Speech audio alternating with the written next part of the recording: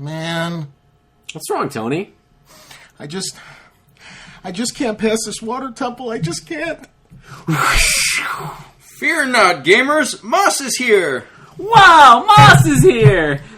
He's kind of a big deal. Yes, I am. And I'm here to tell you to check out ZeldaDungeon.net for all your Legend of Zelda needs. Stuck on a dungeon? Uh-huh. We've got you covered. We've got the most extensive Zelda walkthroughs on the net.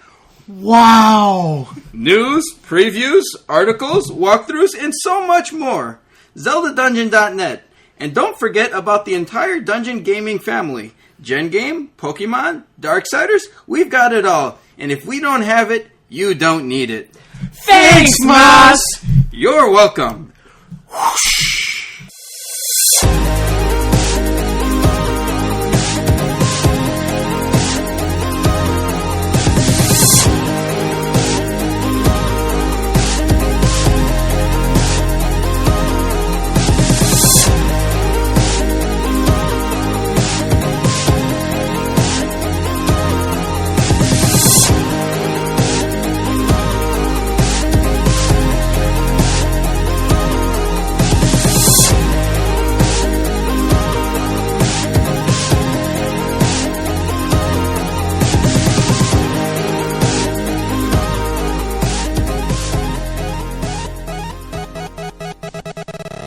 Hello and welcome once again to the Forward Compatible Podcast. This is episode 68, part 2 for May 26th, 2013.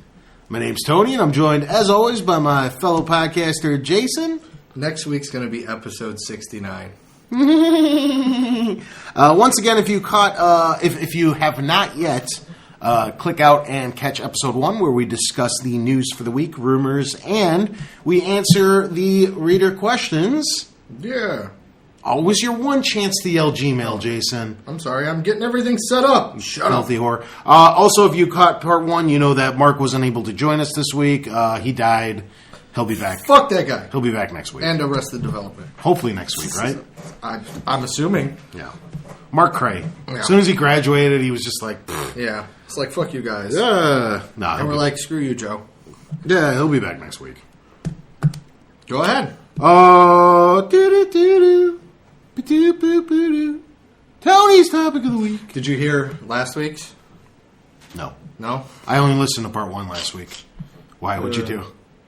I didn't put the piano music in, but Siri sings along with you. Does she? Yeah. It's not great. I haven't had time. Usually, because when I'm at work, I got like, I do a lot of driving. Like, a lot of driving for landscaping. So, I usually consume 5 or 6 podcasts a week, including ours would make 6 or 7. I forget the exact amount. And I usually get through 1 a day-ish, 1 or 2 a day. And by the time part 2 it was different before we used to have it when it was one long show, because I would just listen to it all throughout the week. But, I mean, it just works out where when by the time part 2 comes out, it's already like Wednesday or Thursday, and by the weekend, I'm too fucking busy. I don't have the time. I haven't listened to part 2 in a while.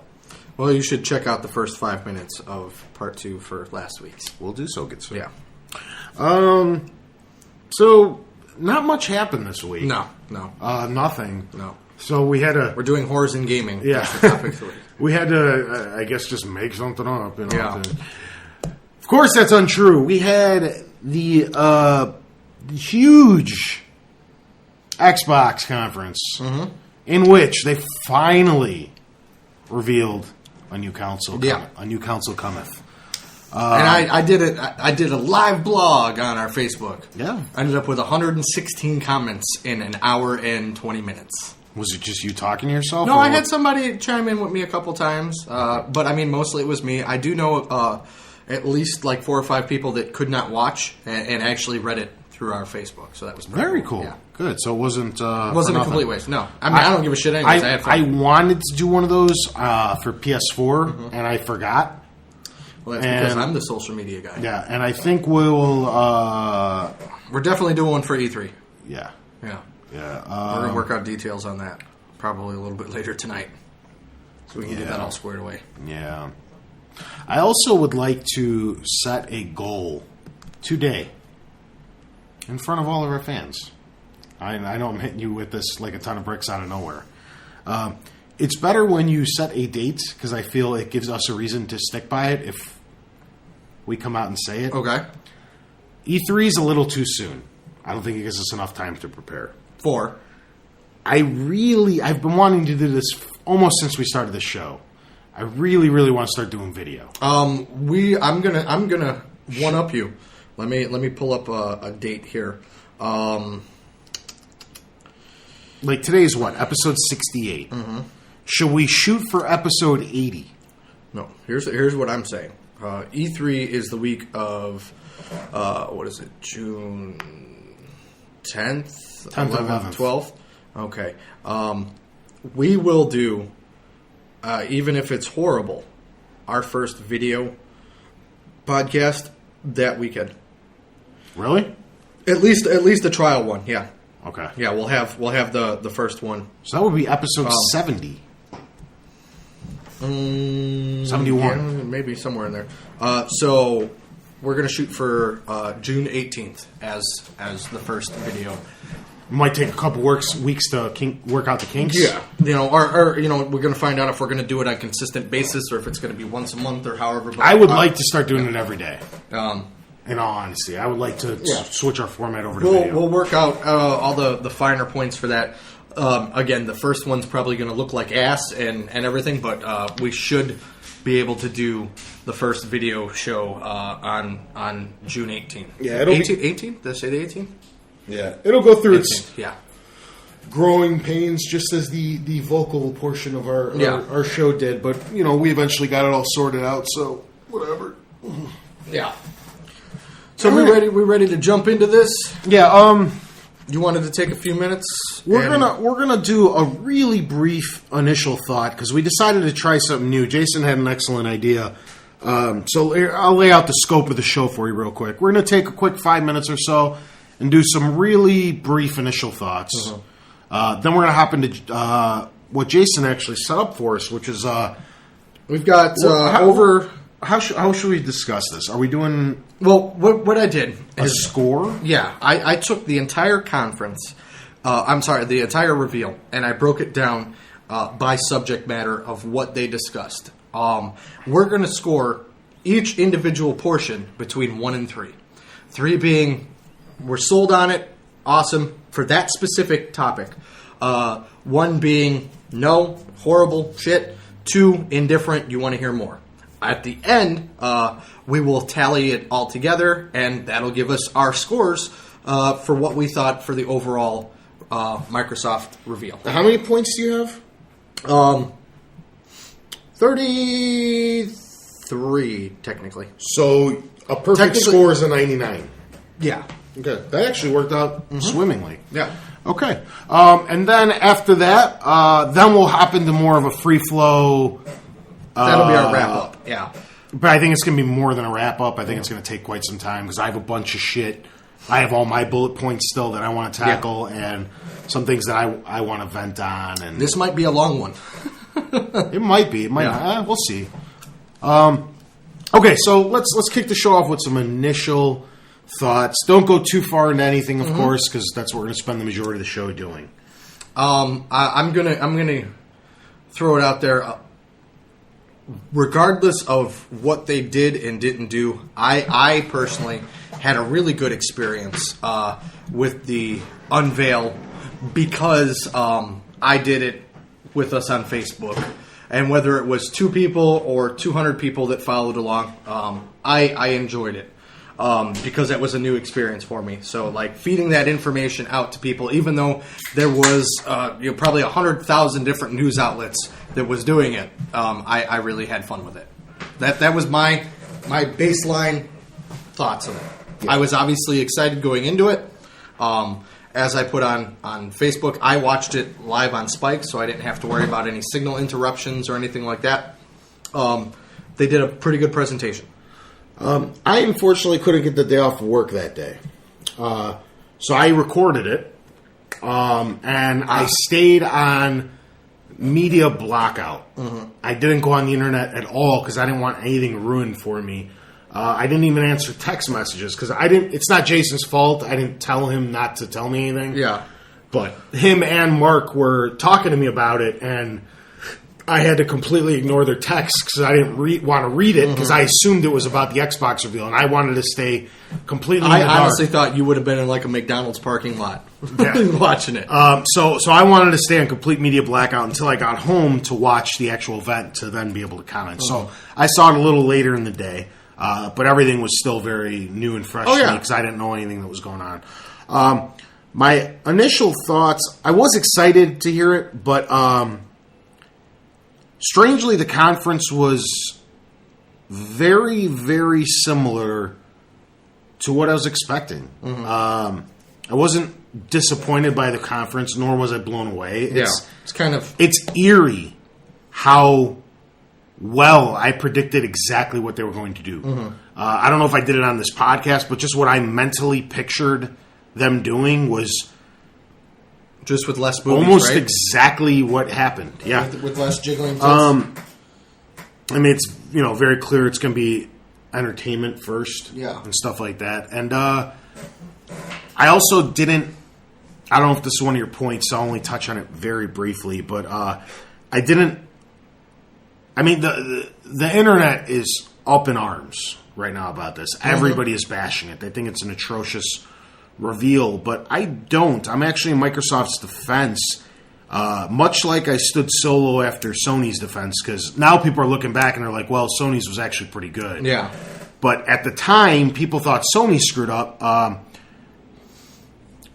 because they didn't show enough. But I give Sony and Microsoft the same respect in this aspect because they didn't promise you anything. This wasn't a huge, major, let's show you everything. These are console announcements. This is That's E3. it. Yeah. That's all they promised you. We were gonna. The PS4 one was they were going to announce the PS4 was right. Real. Everything on top of that was just Icing on the sprinkles. cake. Yeah. Sprinkles. They showed a few games at the PS4 one. Obviously, a lot more than the Xbox conference. They talked about the internal specs and stuff like that. Sure, they didn't show the box. Sure, they left out the price. There was other things they could address. But all they promised you was a console announcement, and they did that. That wasn't the one and only conference that they're going to be holding all year to push the system. Same reason I don't think Microsoft failed as bad as everybody thinks they did. Again, I don't want to get into too much of the specifics because we're going to tackle them one by one. But Microsoft did what they said they were going to do. They came out, they said, hey, this thing's real. Everything else was just sprinkles. Again, they showed you a couple games. They showed you some of the features. Did they do everything the way... They threw little tidbits out. Yeah. Did they do everything the way I would have did it? No. Did they make some colossal mistakes? Of course. Realistically, even if they came out and put everything on the table, showed you everything, showed you the price point, showed you the entire lineup of launch titles, people still would bitch and complain. That's just the day and age we live in. Exactly. But you can't blow your load with E3 2 weeks away. You got to understand, and Sony too. Sony's was 2 months ago. That's really close to E3 as well. Yeah. The point of this, to me, is to get the console announcement out of the way. So at E3, you can blow everybody away with games. The console's out of the box, so to speak, quite literally almost. Yeah. It's that portion is done. Now you can focus on games at E3. So could have both of these conferences been better? Yeah. But did either of them fail? I don't think so. I'm not really on anybody's page. I stuck up for the PS4 one. Yeah. If you guys remember after that, everybody was like, why didn't they show the box? Why didn't they show the... They didn't say it was a fucking console reveal. Console announcement. That's it. Yeah. So... that's my initial thoughts. Sweet. So let's hop into our scoring. Yeah. It's our first time we're trying this, so hopefully it works out well. All right. So we're going to start off with number one. We're starting right at the top, the opening video. Okay. Refresh my memory a bit. It just was kind of like a sizzle trailer talking about what's to come, the new generation. Kind of like much like you see a movie trailer.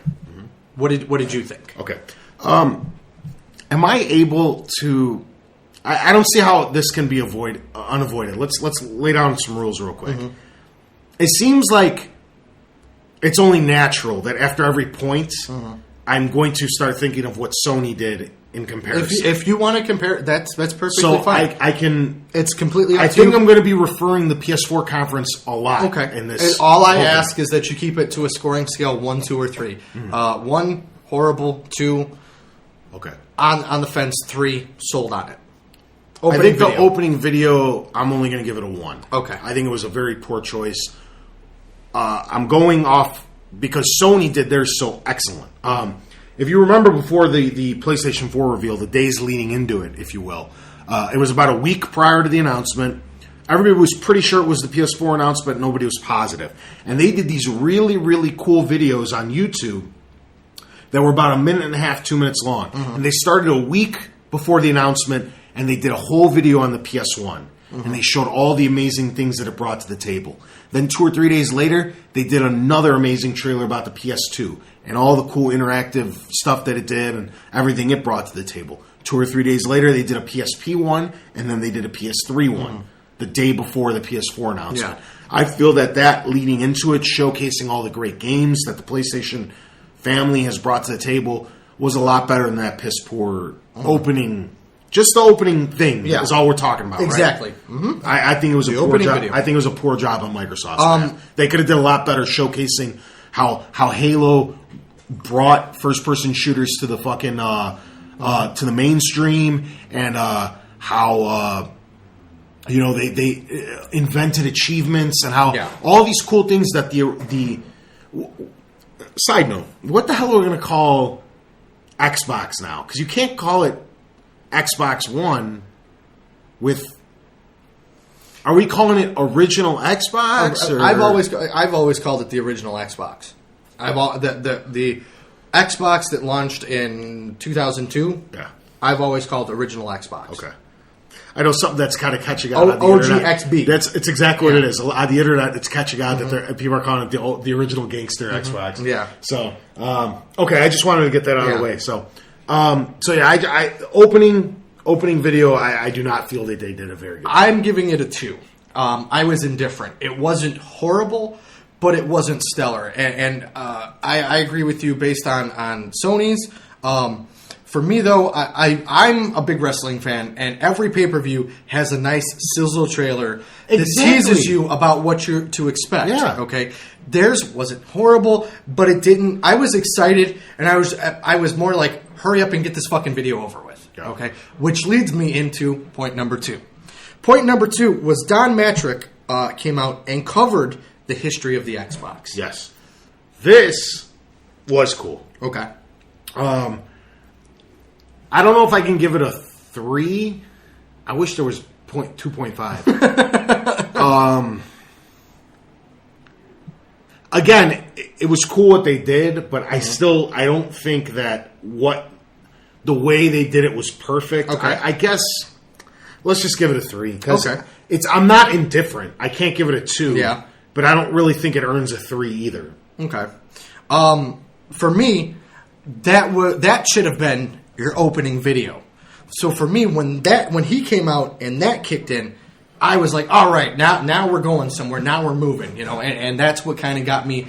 That was the hype video for me. So for me, it's a 3. Yeah. That's what peaked that I got that little adrenaline rush sitting there watching it, like, okay, let's go.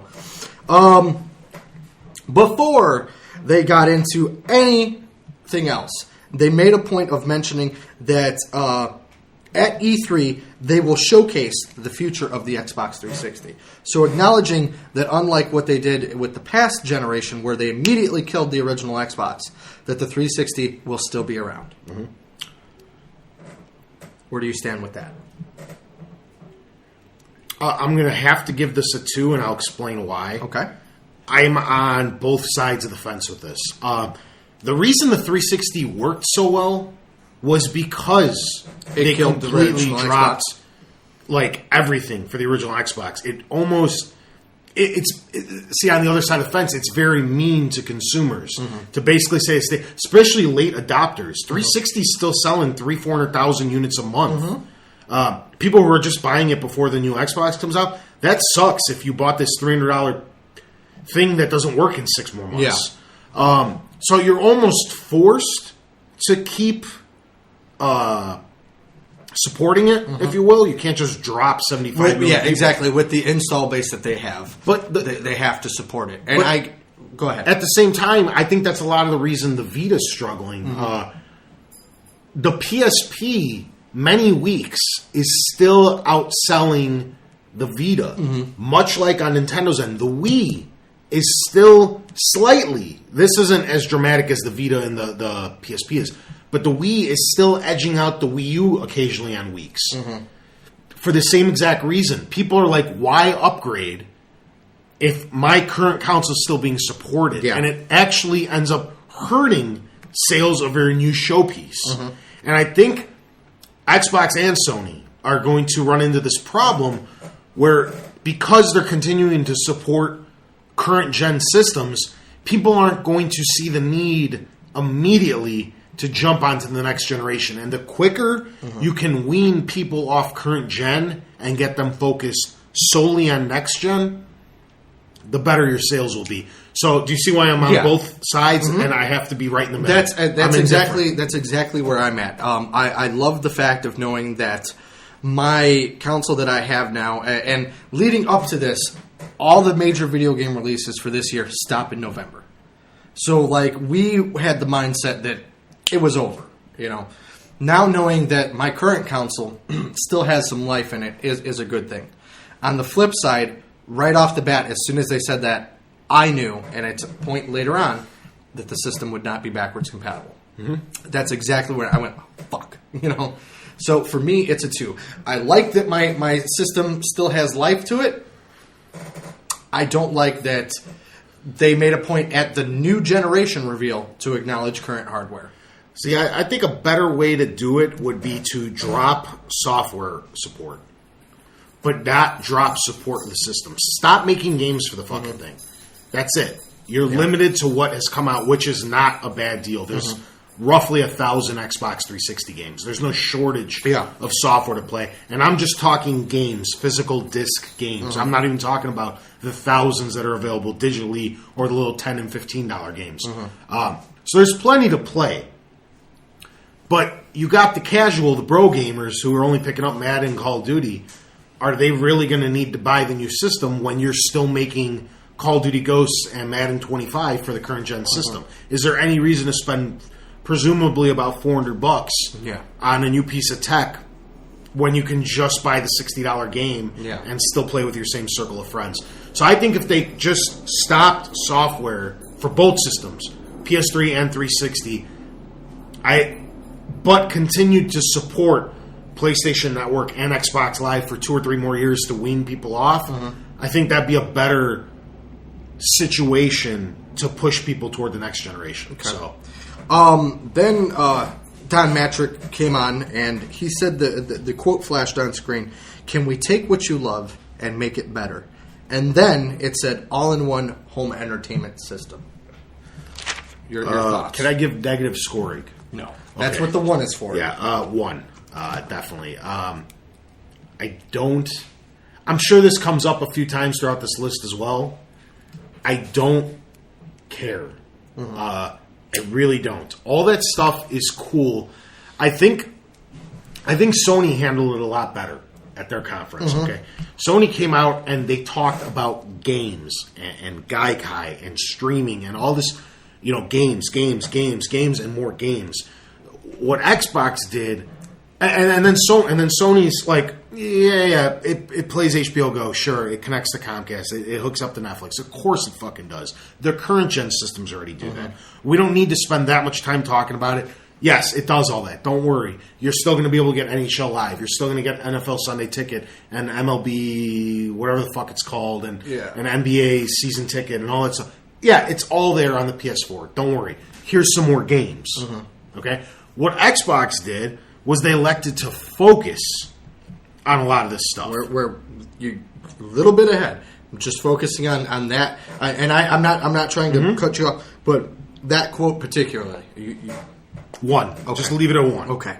I am in agreement. And as much as I'm okay with it having all those features, I think throwing that out there before you give anything else kind of was like it was kind of a shot to the gut. It's like, oh, okay, so the rumors are true, kind of thing. Let me clarify too. Like what Jason said, there's nothing wrong with this stuff. It's all cool, great. It hooks up to Comcast, great. HBO Go, Netflix. I'm glad to see all that stuff's back, and that's why we broke it down. This should have been a 10-second. Don't worry, all this stuff's still here. Not this huge address of like, check it out, we have Netflix. Dude, everything has fucking Netflix. Yeah. Check it out, we have HBO Go. And yeah, of course that stuff's going to be there. This shouldn't be a primary focus. Okay. The name, that they came out and said the name. This is the Xbox One. One. With as many, if I can, because I'm in complete agreement, with as many as cool and obscure names that were out there floating around, to call it an Xbox One felt very half-assed. The Infinity, the Fusion, even the 720, or just calling it the Xbox. Why tack the one on there? To me, this is the biggest single mistake that they have made. They've paid zero attention to the colossal blunder that Nintendo's made in naming their Wii U. You have to be able to distinguish between consoles for the everyday. I don't want to say unintelligent, everyday consumer, because they're not stupid people, but the people who just don't care enough to sit there and read articles and listen to podcasts and be in the know. Just the casual consumer. Just what we were doing 5 minutes ago. We're already confused about how to distinguish the 2001 original Xbox versus the now Xbox One. It sounds too simple. There was three things that they could have named the Xbox that were terrible decisions. And one of them is what they chose. Yeah. The Xbox One, because it causes confusion with the first one. The Xbox 3, because the way search engines work, since 3 is the first number in 360, it would have fucked up a lot of search results. Or they could have called it the Xbox 362. Those are the absolute, because that would be the same thing like tacking on the U at the end of Wii U. It would cause too much confusion. People wouldn't be able to understand that it's a new piece of hardware versus just an add-on. Those are the absolute three worst names they could have picked, and they actually chose one. Here's my thing. Isn't this what we just went through with the past generation console? Isn't that the whole reason that they named the 360 the 360 is because the PlayStation 3 was coming out, and they didn't want to call it the Xbox 2, but now they're calling it the Xbox One. Yeah. I mean, I don't understand the logic behind. I mean, I get it. Maybe one means all in one. That's what I think they're trying to get across. It's the one console. It's like the one device that you need. Yeah, it's too tacked on. It was the absolute. I couldn't have picked a worse name. I couldn't have picked a worse name. And with all their marketing genius and all the people that are employed by Microsoft, I don't see how nobody brought this to their attention. Trademarks that they had. Yeah, you could have called it Xbox anything minus 1, 362, or 3, and I think it would have been fine. Even if colossal mistake. Even if they would have just called it the Xbox, it would have been a better solution. It would have been a better solution than the Xbox One. It doesn't make any sense. Still think they should have called it the PlayStation 5. Moving on. Then they showed you what the system looked like. Thoughts? I don't care, but it is a sleek-looking piece of tech. I'm going to give it a 3. Okay. I made this pretty clear, too, during the PS4. I know you and Mark were very on the other side of the fence with me that you couldn't see the box. I don't give a shit. As long as it's not... I don't want an eyesore. I don't want some hot pink fucking box or some weird neon green. Just make it black or white and a piece of plastic that kind of goes with modern entertainment centers. Yeah. That's it. The thing actually looks really cool. It's a good-looking piece of tech. It looks sweet, sleek. It's going to go very nicely with my black TV, my black Xbox, my black PS3, my all the systems that it's going to look very good on my entertainment center next to my TV, but I don't care. The thing literally could have been a laundry basket with a DVD. I was looking around the room for the stupidest thing in the room, and a laundry basket's here. With a Blu-ray disc drive and a power button. And I wouldn't care. It's about what the system fucking does. Yeah. I think, obviously, it's a little bulky, but it's about the same size as the Slim, they said. To me, it looked when you see people standing next to it, it looks a little chunkier than that. But look at the history of games. 3 years from now, there's going to be a Slim redesign. Mm-hmm. That's a foregone conclusion. And you know what? I'll probably buy the motherfucker then again too.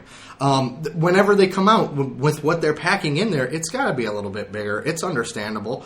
Okay, a lot of people online are bitching that it looks like a cable box. Well, guess what? It kind of is. Mm-hmm. Deal with it. My point goes to, and this goes back to the PlayStation conference, and it kind of harkens back to last year at E3. If you don't show the box, the actual unit, you might cause some confusion when you're just showing a controller, because it's the same thing that the Wii U did. The Wii U just showed the tablet, and it confused people a little bit. With the PlayStation 4, granted, they said, it's a brand new system and everything, but when they show the controller and the controller looks similar to the PlayStation 3, it can cause confusion. By coming out and showing that it's a new box, and it also kind of one-upped Sony a little bit, I give them a 3 for that. Mm-hmm. To show it, bam, there it is. I think PS4 is going to cause the least confusion. Mm-hmm. There is nothing easier to understand than this is the PlayStation 1. Yeah. This is the PlayStation 2. I get that. I'm just saying, is the visually, at the press conference, to actually be able to see the unit was worth it. And that leads us into the next point. And this is not about what you think about it, but just them unveiling it and showing you it. Connect 2. 1. 1? Negative 80 if possible. You didn't like what it looked like? I don't fucking care. Okay. I know it's not supposed to be about what I think, but are we talking about the actual demonstration yet? No. They showed the hardware. The next thing they showed you on the screen was what the Kinect 2 looks like. Mm. So just the physical appearance? The physical appearance, your thoughts on the Kinect 2. I'll switch it to a 2. I'm indifferent. Okay. It looked fine. Mine's going to be tucked away in a drawer unless the Xbox needs it to run. Mm-hmm. But if it's an option like the current Kinect, it's never going to be plugged in. Okay. The only reason I'm going to own one is because it's going to come packaged with my Xbox One. I liked the design of it. I thought it flowed very well with the system. It was sleek. It looked like an integrated piece of hardware with it. I'm going to give it a 3, just on the appearance. Mm-hmm. Next is the new controller. Mm-hmm. Now this is just them going, bam, there's the controller. Okay. You get that cool little 360 image that they did, kind of showing you the controller itself. I'm going to go ahead and give it a 3. Okay. The triggers can go either way. I think that the new depth of them could be kind of interesting. Okay. The actual look was fine. I'm glad they didn't mess with it too much. I think the 360 is one of the best controllers ever made, so you don't have to mess much with perfection. Mm-hmm. I am in utter disbelief that they did not address the D-pad. They say they fixed it and it's a lot better or whatever.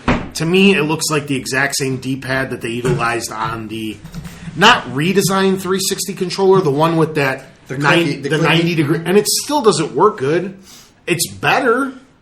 The toggle thing. I've got a little bit of detail on that a little bit later. When they got into specifics. I'm pretty happy with it. Okay. There's a couple things I'd like to change, but I'm going to give it a 3. 3? Yeah. Okay.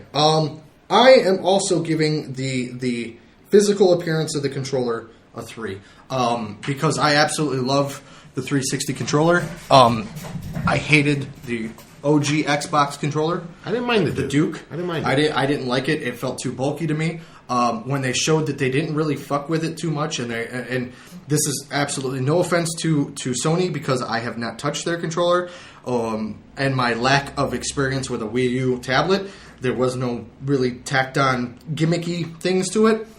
It looked like a gaming controller. That's what I was happy about. I was like, okay, we're not going to get too crazy with this.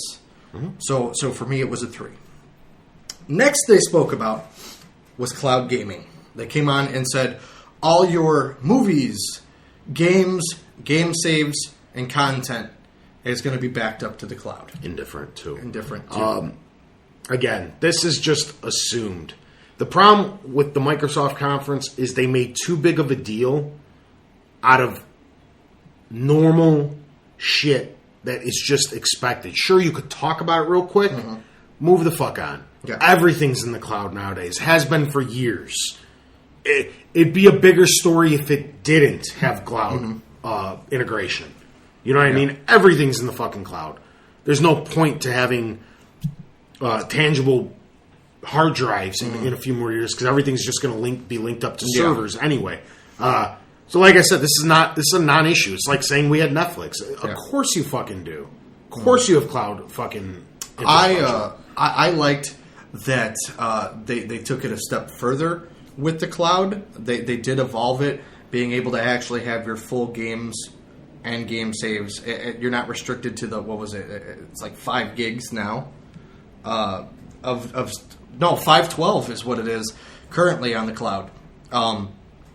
Being an Apple user, and one of the main reasons that I am an Apple user with my tablet, my phone, and my computer is the cloud storage that I'm able to integrate between my 3 items. So I appreciate it. I'm glad that they made steps with it.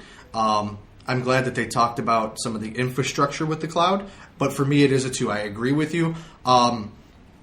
Cloud gaming is cool, but right now it's something to be expected. Mm-hmm. Okay, if you don't evolve that and you don't supply people with more ability, then you're just a step behind. So for me, it's middle of the pack. Mm-hmm. You know, they didn't come out and say that the cloud is going to sync with your home computer or anything crazy like that. Revolutionize all this crazy stuff. If they would say it's going to work in cross compatibility with your Windows 8 PC and blah blah blah blah blah, then I would have given it a little higher score. PS3 already has this.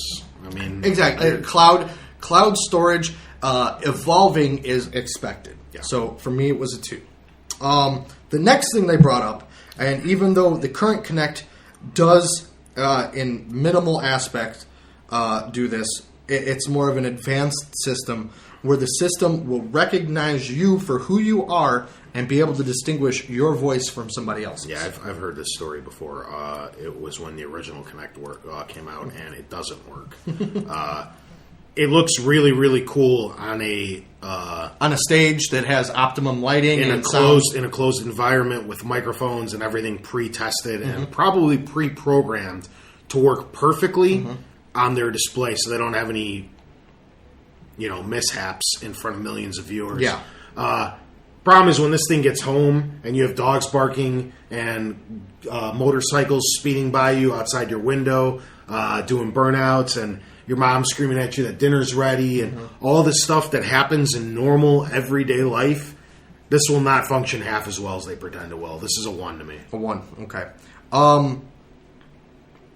Here's my experience with the Kinect. I was having issues with it working properly with some of the features. You'd have to scream at it, and there is facial recognition for login.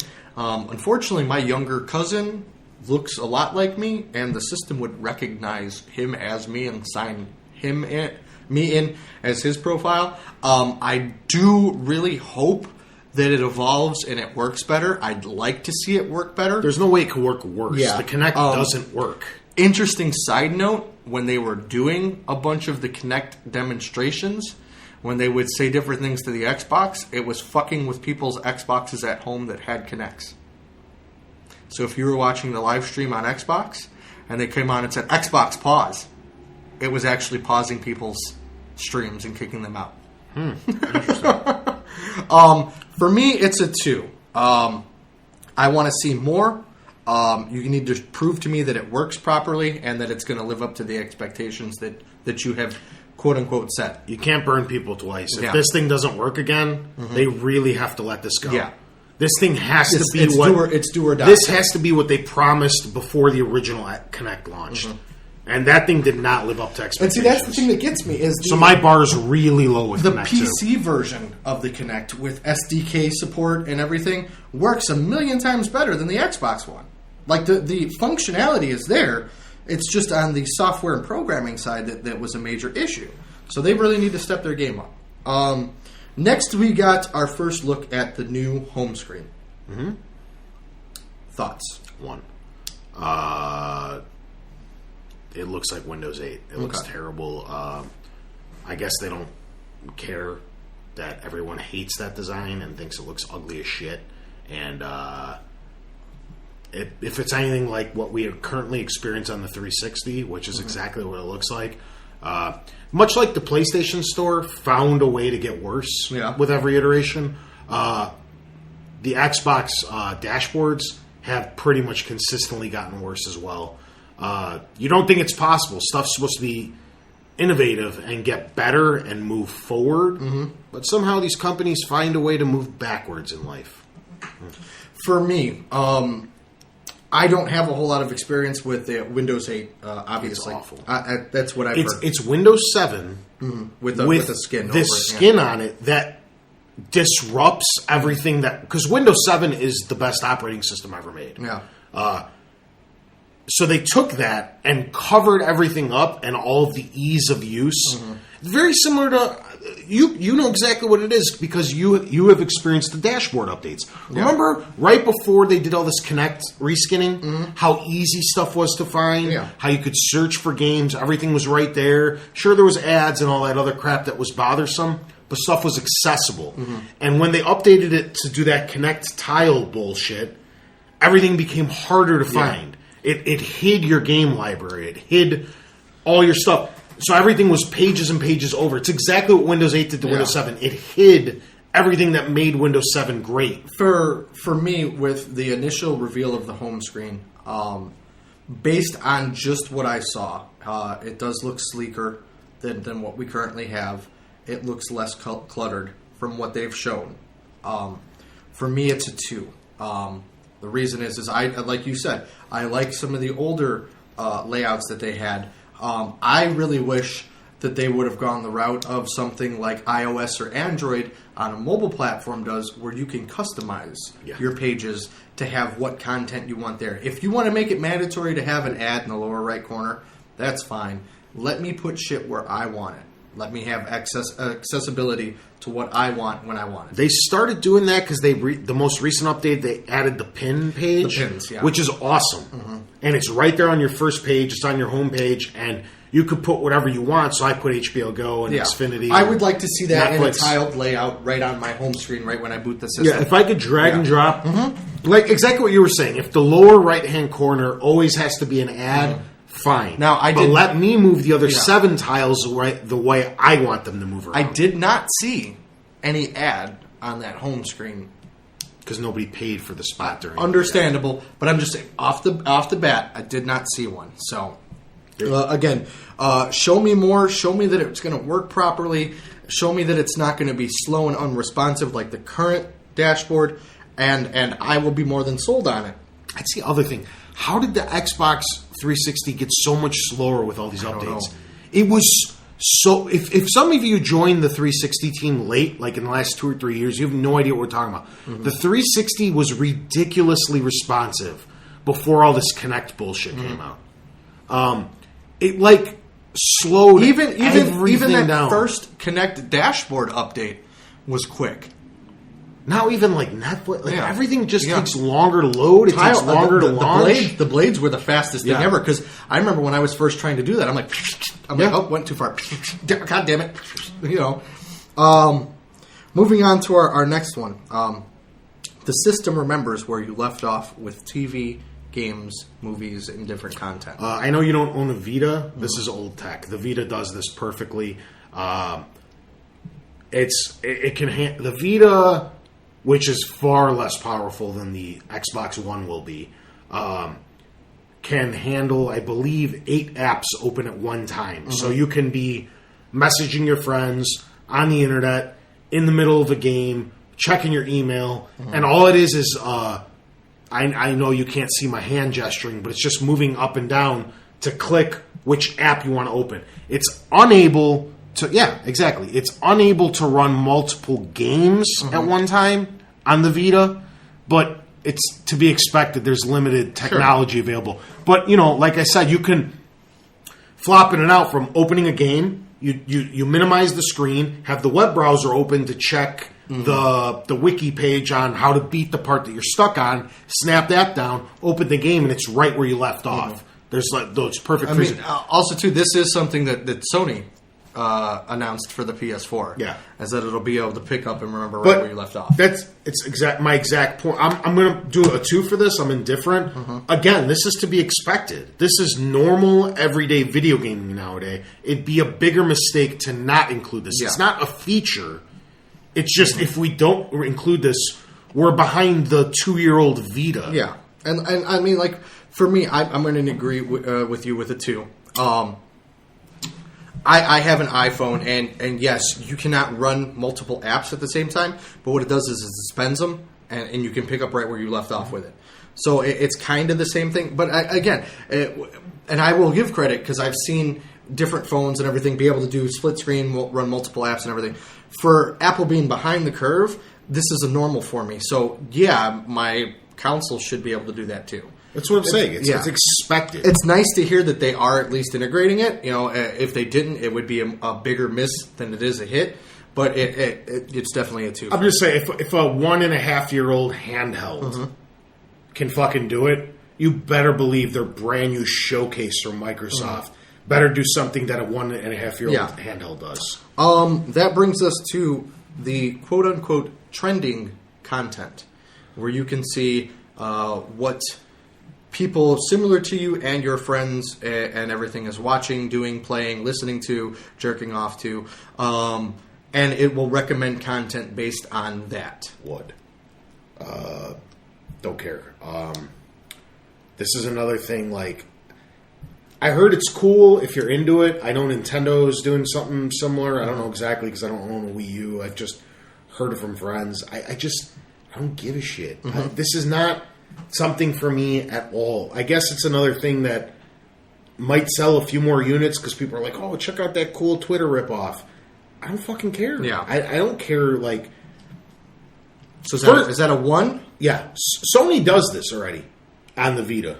It's another thing that the Vita already does. Not to this extent, because it was very limited. I forget what it's even called, like live feed or something. Okay. Or no, live screen, I think. Okay. And the PS3 doesn't even do this. Just the Vita does this. Where when you turn your Vita back on, there's this screen that pops up, kind of like your drop-down menu on Android or iOS. And it lets you know notifications. And it'll tell you, hey, this buddy sign on. Hey, this buddy unlocked this trophy. This person wants to be your friend. This thing, and this thing. And it's like a notification drop-down bar, almost exactly. And then you can select a certain specific game, and then a second one opens a news feed. And it lets you know everybody who's on your friends list when they achieved something, beat a level, or unlocked a trophy. And it's not super integrated where it's like bothersome because you just exit out real quick if you don't care. But it is kind of interesting to see what your 3 or 4 buddies that own that same game that you do just unlocked trophy. And that's where I want to pick up off of if I can. I, of course, obviously being the social media manager here at FWDCompatible, like this feature a little bit more. I'll get into it for just a second. The reason that I do is we've talked about it before. When you were bringing me the flash drive last week, you're like, hey, I threw a couple of movies on this flash drive that I think you might like. Well, now, depending on what you watch on Netflix, the games that you play, the music that you listen to, whatever you're doing on the system, it can tell me. And then I could go, okay, well, let me check that out. So, like, I can see a little feed of, like, what you like to do and it can make recommendations to me based on what you like. So it's kind of like what you just did here, but in a digital format, as opposed to analog. You bringing me a flash drive, hey, check out these couple of movies. It's more streamlined. So I get what you mean. It's not really a selling feature for me, but I do like the integration of it, being able to see what everybody else is kind of doing, watching, and kind of got going on. It kind of expands on. It's just the people that you're really, really close to. Like me and Jason talk daily, sometimes multiple times daily.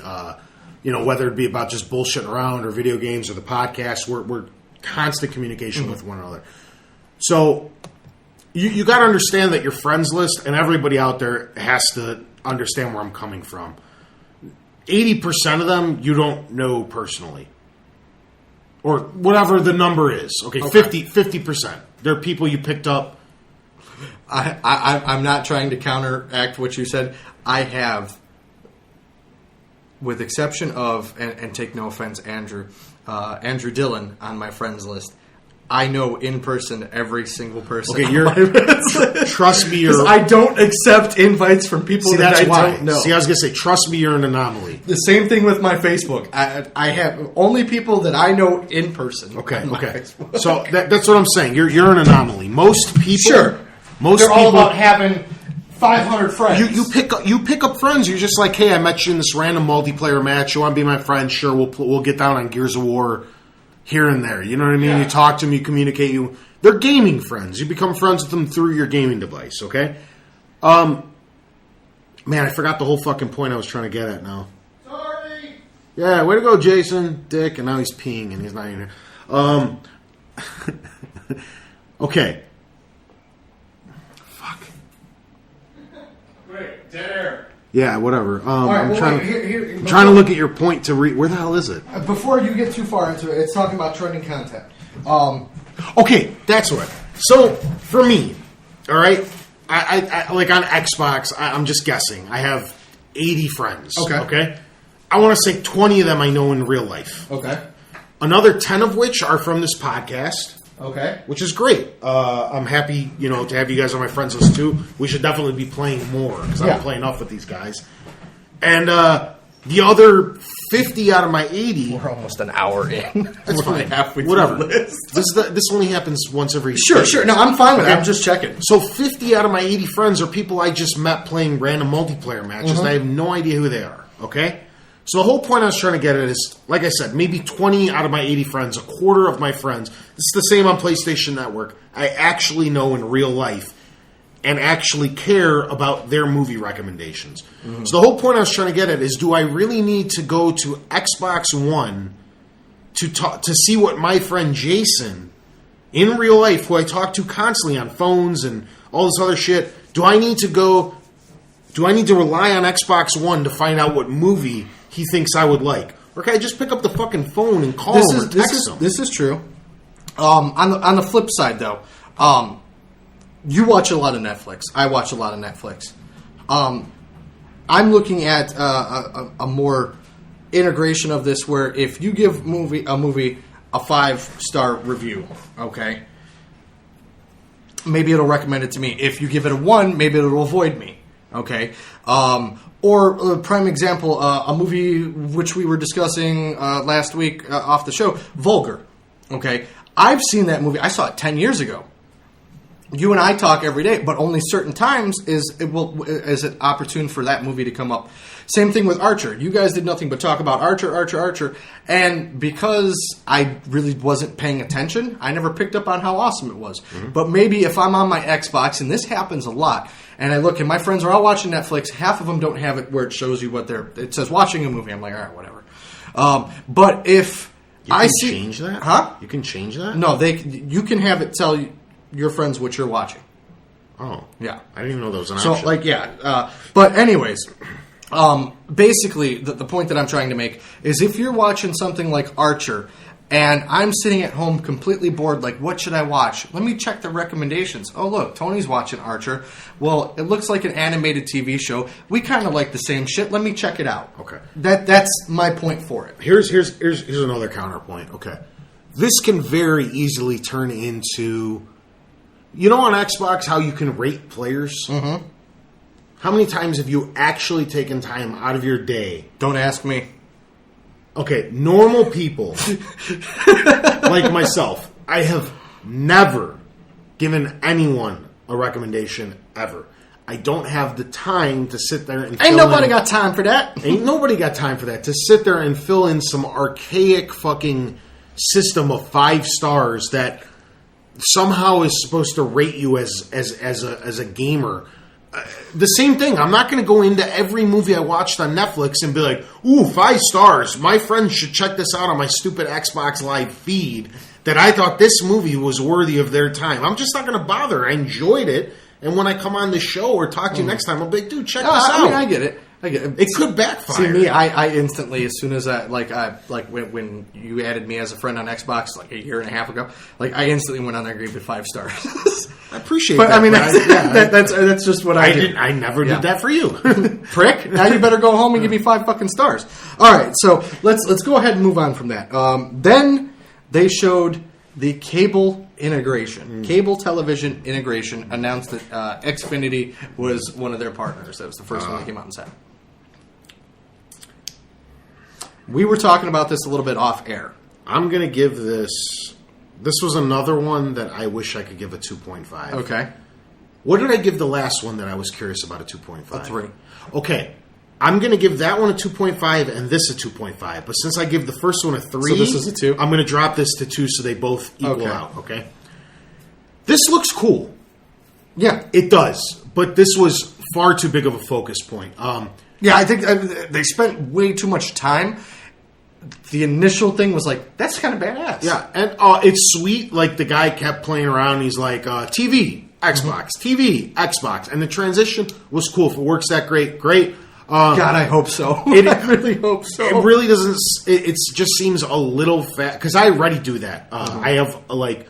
When I'm watching the Blackhawks game, you flip back. I have my Xbox, and then during the 20-minute intermissions between periods, I'm watching Netflix or playing a game or something. Then I put pause and go back and watch the second period and come back. So I'm doing multiple things at once. But it's just a couple remote keystrokes. You just hit input twice, and it essentially does the same thing. This does look like it'll save a second, and you don't have to bother with your television remote. But it's not this thing that's super... Like, oh my God, I need an Xbox One for this feature. No. I agree. It's not a 100% selling point for me. It's not the reason that I'm buying the console, but it's something I absolutely love. Case in point, if you're watching a sports program, if you're watching a game, you have your half times and your intermissions, and being able to switch and have that seamless integration.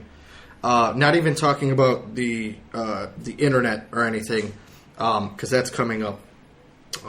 But just being able to turn on your Xbox and watch TV at the same time is awesome. Prime example is if I'm waiting for you to come online, but you're running behind, like always, I can be on my Xbox and still be entertained and not have to switch back and forth and check every 3 minutes to see if Tony came online yet. Yeah. Granted, you can pick up the phone and call me, but we're moving into a digital age. Even with our smartphones, even with the way that we use content, our thumbs are becoming analogs, and they're going out of style. Okay. For me, it was a 3. It was awesome. I think they spent a little too much time switching back and forth. But I really liked it. I knew it was something that they were talking about doing. I liked the integration of it. It looked nice. Moving on, which we touched base on a little bit too, was instant transition between content and the snap mode. The snap mode, as a refresher, was when you could pull up... when he was watching Star Trek and he pulled up Internet Explorer and was searching for the trailer, and then he Skyped his friend. 1.5. Let's go with a 2, I guess. Okay. Again, PlayStation Vita does this. Isn't this the whole point of Smart Glass? Was to... You're playing a game and your Smart Glass was supposed to integrate let me environmental map. Pause you for 2 seconds, and this is a really big point. I was going to give this a 3. As soon as you said, "Isn't this what Smart Glass was supposed to do?" It's a 2 for me now. I'm being honest. It just, we'll see if this even works. But like I said, the Vita already does this. This is all expected technology nowadays. These aren't vast improvements on what we already have available elsewhere. Most smart TVs already do this. Yeah. My dad's does. He's got a way better TV than I do because I can't afford the TV my dad has. Right, man. I've got like the bottom of the barrel fucking... My dad's got a Best Buy brand. Yeah, my dad's got a sick Samsung smart TV that does absolutely everything. That's what I'm saying. It's just like, dude, even a TV already does this. Like, it's not... But what about the fact that, like some smartphones are doing now, you can still be viewing your content and pull up that sidebar and search for something or message somebody. Yeah. I mean, that's why I'm giving it a 2. It's Okay. just... It's, I agree, and like I said, it's not a big as deal soon to as me. you said smart glass, that changed my thought a little bit. Leading into Skype integration. I'm going to take a little bit more time talking about it, so where do you stand with Skype? Indifferent, too. Again, everything already has Skype. This will probably work better because of the caliber of the Connect 2 camera. You're hardwired into a house internet as opposed to doing it on mobile, spotty, so on and so forth. It'll probably be one of the best versions of Skype available, aside from a desktop. What, you think a desktop's going to be weaker than a fucking? Do you want me to go into it? So aside, I'm just indifferent. Skype's not like. This is the feature I will never use on my Xbox. I will pick it up once. Why? Go ahead, because you're fucking steaming at the ears right now. Go ahead. You said everything uses Skype, and that's a great point. And I never used it. That's a great point. Because everything does use Skype. Skype is owned by Microsoft. There is no more Xbox Live chat. You use Skype to chat with people now. Okay. Okay. So Skype is fully integrated. There's no more parties. You get into a Skype group call. Being that said, and touching base on I what guess I you was were saying, talking about more the video aspect of just sitting there having a conversation. I get a that. Camera. But here's and the reason that I made fun of the computer comment, because I don't have to get up off my ass on my couch to come over to the computer to Skype call somebody. I already don't, though. My computer utilizes my TV as a monitor. I understand. But that is, like I was a rare case. That is kind of a rare case for you also. I know some people do it. I used to do it. But then you'd have to switch over to your computer. Now it's all-in-one, all-inclusive. So if I'm out riding my bike and you Skype call me because I have Skype on my mobile, you could be like, hey, you want a game later? Sure, I'll be home from my bike ride in a half an hour on Xbox chat. Yeah, but you could just do that with a phone. I understand. I don't know, man. Well, I don't care. I get that you don't care, but again, for me, being integrated a little bit more, taking it that extra step, and kind of connecting everyone together through cross media, it works out. Cool. You know, don't speed me along. You said we have all the time. We do, but we're only along. halfway through, and then we still have my bullet points. That's fine. Who fucking cares? 3-hour podcast coming up. We've done it before. All right. Number 17, ESPN and Fantasy League integration into the TV aspect of it. Where do you stand with that, sir? ESPN, not the other one. ESPN. This You're the sports guy, so you know. This is tricky. I want to give it a 1 and a 3 at the same time. So isn't that a 2? I suppose. Here's the problem. You already have ESPN locked in. It doesn't work very well. Anyone with a 360 knows that. It's just some really weird soccer matches from Europe that nobody fucking cares about. Random tennis. I've watched it once, and out-of-market basketball games. I've watched it once, and I've watched judo, a karate judo tournament. It's nothing like the actual ESPN channel. No, I was told when I first heard about ESPN on ESPN Classics, they actually show old wrestling from the 70s and the 80s, which is actually pretty badass. I was hoping that would have been on there. No. Yeah. The fantasy stuff, this pushes me back to the 3 side, looked very cool. Yeah. But back on the 1 side, I know we're not talking...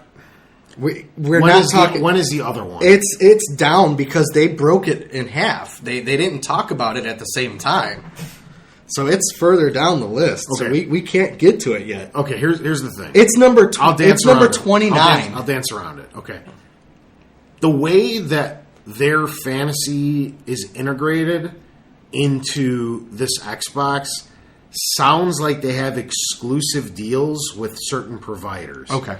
And anyone who plays fantasy sports knows it's all about Yahoo. And nobody locked up Yahoo. 90% of fantasy players are on Yahoo. Okay. Not these weird, like the official NBA. Yeah. Okay. Nobody utilizes those. Everybody's on Yahoo.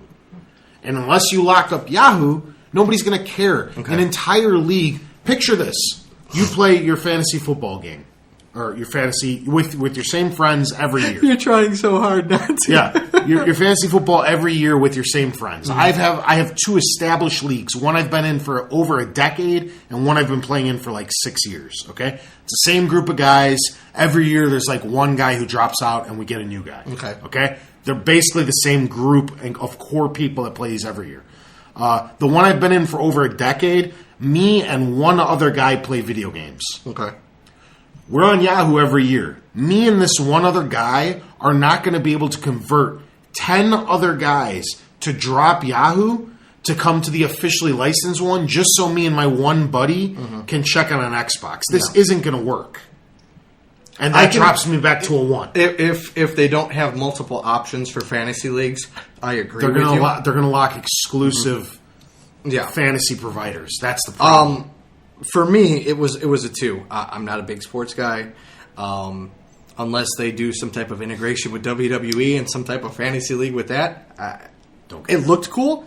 I was like, oh, okay, cool. You know, but that's not a. There's also apps on your phone that are far faster. Oh yeah, you can just get the Yahoo Sports app and open it up and hit refresh, and it lets you know.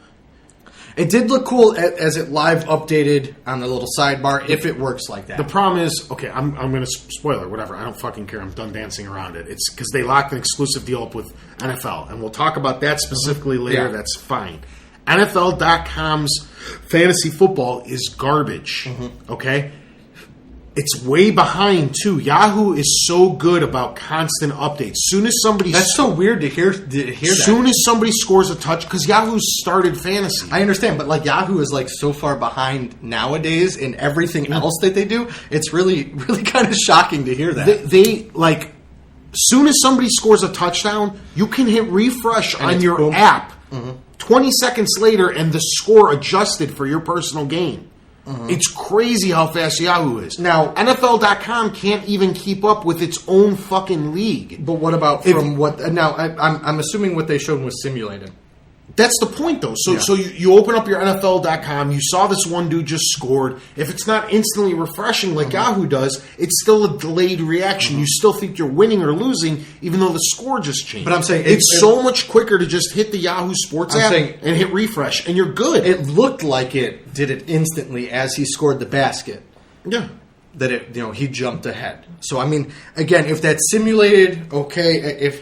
But see, that would mean an entire redesign of the way their fantasy sports network works, just to accommodate Xbox One. We'll get to that because there's a little bit more in the NFL partnership that we can cover with. I just don't think it's going to work as well as they promise. Yeah, and the problem is you have to minimize the game you're watching to incorporate the side bracket. That allows you to see your fantasy sports. It's a lot easier to just watch the game full screen on your television, pull out your cell phone and open the fucking app, look down at that real quick for the score, and never minimize the game. Yeah. I don't know. Maybe they'll do some type of smart glass integration with it. I mean, it's got potential. That's but it's why got I a said lot more I'm pitfalls. of two minds. It could be a 1 or a 3. This, So we I gave have it to a give 2. it a 2. And I'm giving it a 2 also. It looked cool from a non-sports person's perspective, but again, I don't know how well it's going I to work. just don't think people are going to use it. Yeah. And the same problem I was trying to address earlier was every 10 or 12 man league is only going to have 1 or 2 gamers in it. Yeah. And they're not going to be able to convert their entire... like, we've been playing in Yahoo Sports for 11 years. Mm-hmm. I think this is our 12th season. I can't tell 10 guys, Yeah. let's drop Yahoo, which we know and works, and our league is set up, and we have all the trophies that we unlock because there's achievements for fantasy sports. Now, let's just drop all that to go to NFL.com. Fuck Yeah, now I'm speeding Fuck you off. along. I had something to say now. All right. Bitch. Number 18, they revealed some aspects of the hardware, the internal workings in the system. 8 gigs of RAM, a Blu-ray drive, USB 3.0, 500 gigs built-in hard drive storage, and an external hard drive support. 2. 2? A lot of this is another 3-1 for me, so Okay. I'm going to have to measure it at a 2. Okay. 8 gigs sounds great. It's what the the PS4 has. The problem is PS4 went way more in depth and sounds way more powerful, and I think Xbox wasn't able to go as in depth because if they would have announced what's truly in it, it sounds weaker than the Xbox or the PS4. Some stuff's real cool, like USB 3.0, and they finally have a Blu-ray, which I don't think they should have went with, but whatever. Then you have ones like a 500 gigabyte hard. Are you fucking kidding me? Goddamn MP3 players outside of Apple already have 500 gigs. 500 gigs is not a lot of room, especially when you're forcing people to manually install every fucking game. Yeah. 500 gigs is nothing. That's part of the problem that Sony is encountering currently with the PlayStation 3 is running out of storage, and then you're forcing people to go out and buy external, which is what Nintendo did. It's good and it's bad. Don't get me wrong. 500 gigs is a lot healthier than 32 gigs or 8 gigs. Yeah. But still, you're basically saying you can't buy this thing 100% ready to go. Yeah. You're going to need external storage at some point. The fact that they didn't get too far into the graphics cards and stuff like that, like Sony did, kind of worries me. But for me, I give it a 2. I'm not a tech guy. I don't care about the internal workings. I don't care if it's got cell processing or whatever the fuck, blast physics, graphics. I don't care. All I care about does it look pretty? Is it look pretty? And does it do what it needs to do? Okay, and that's more of a general consumer. You don't care how the opinion. sausage is made, good sir. I don't give a fuck. I don't care how they make hot dogs. They're delicious. Yeah.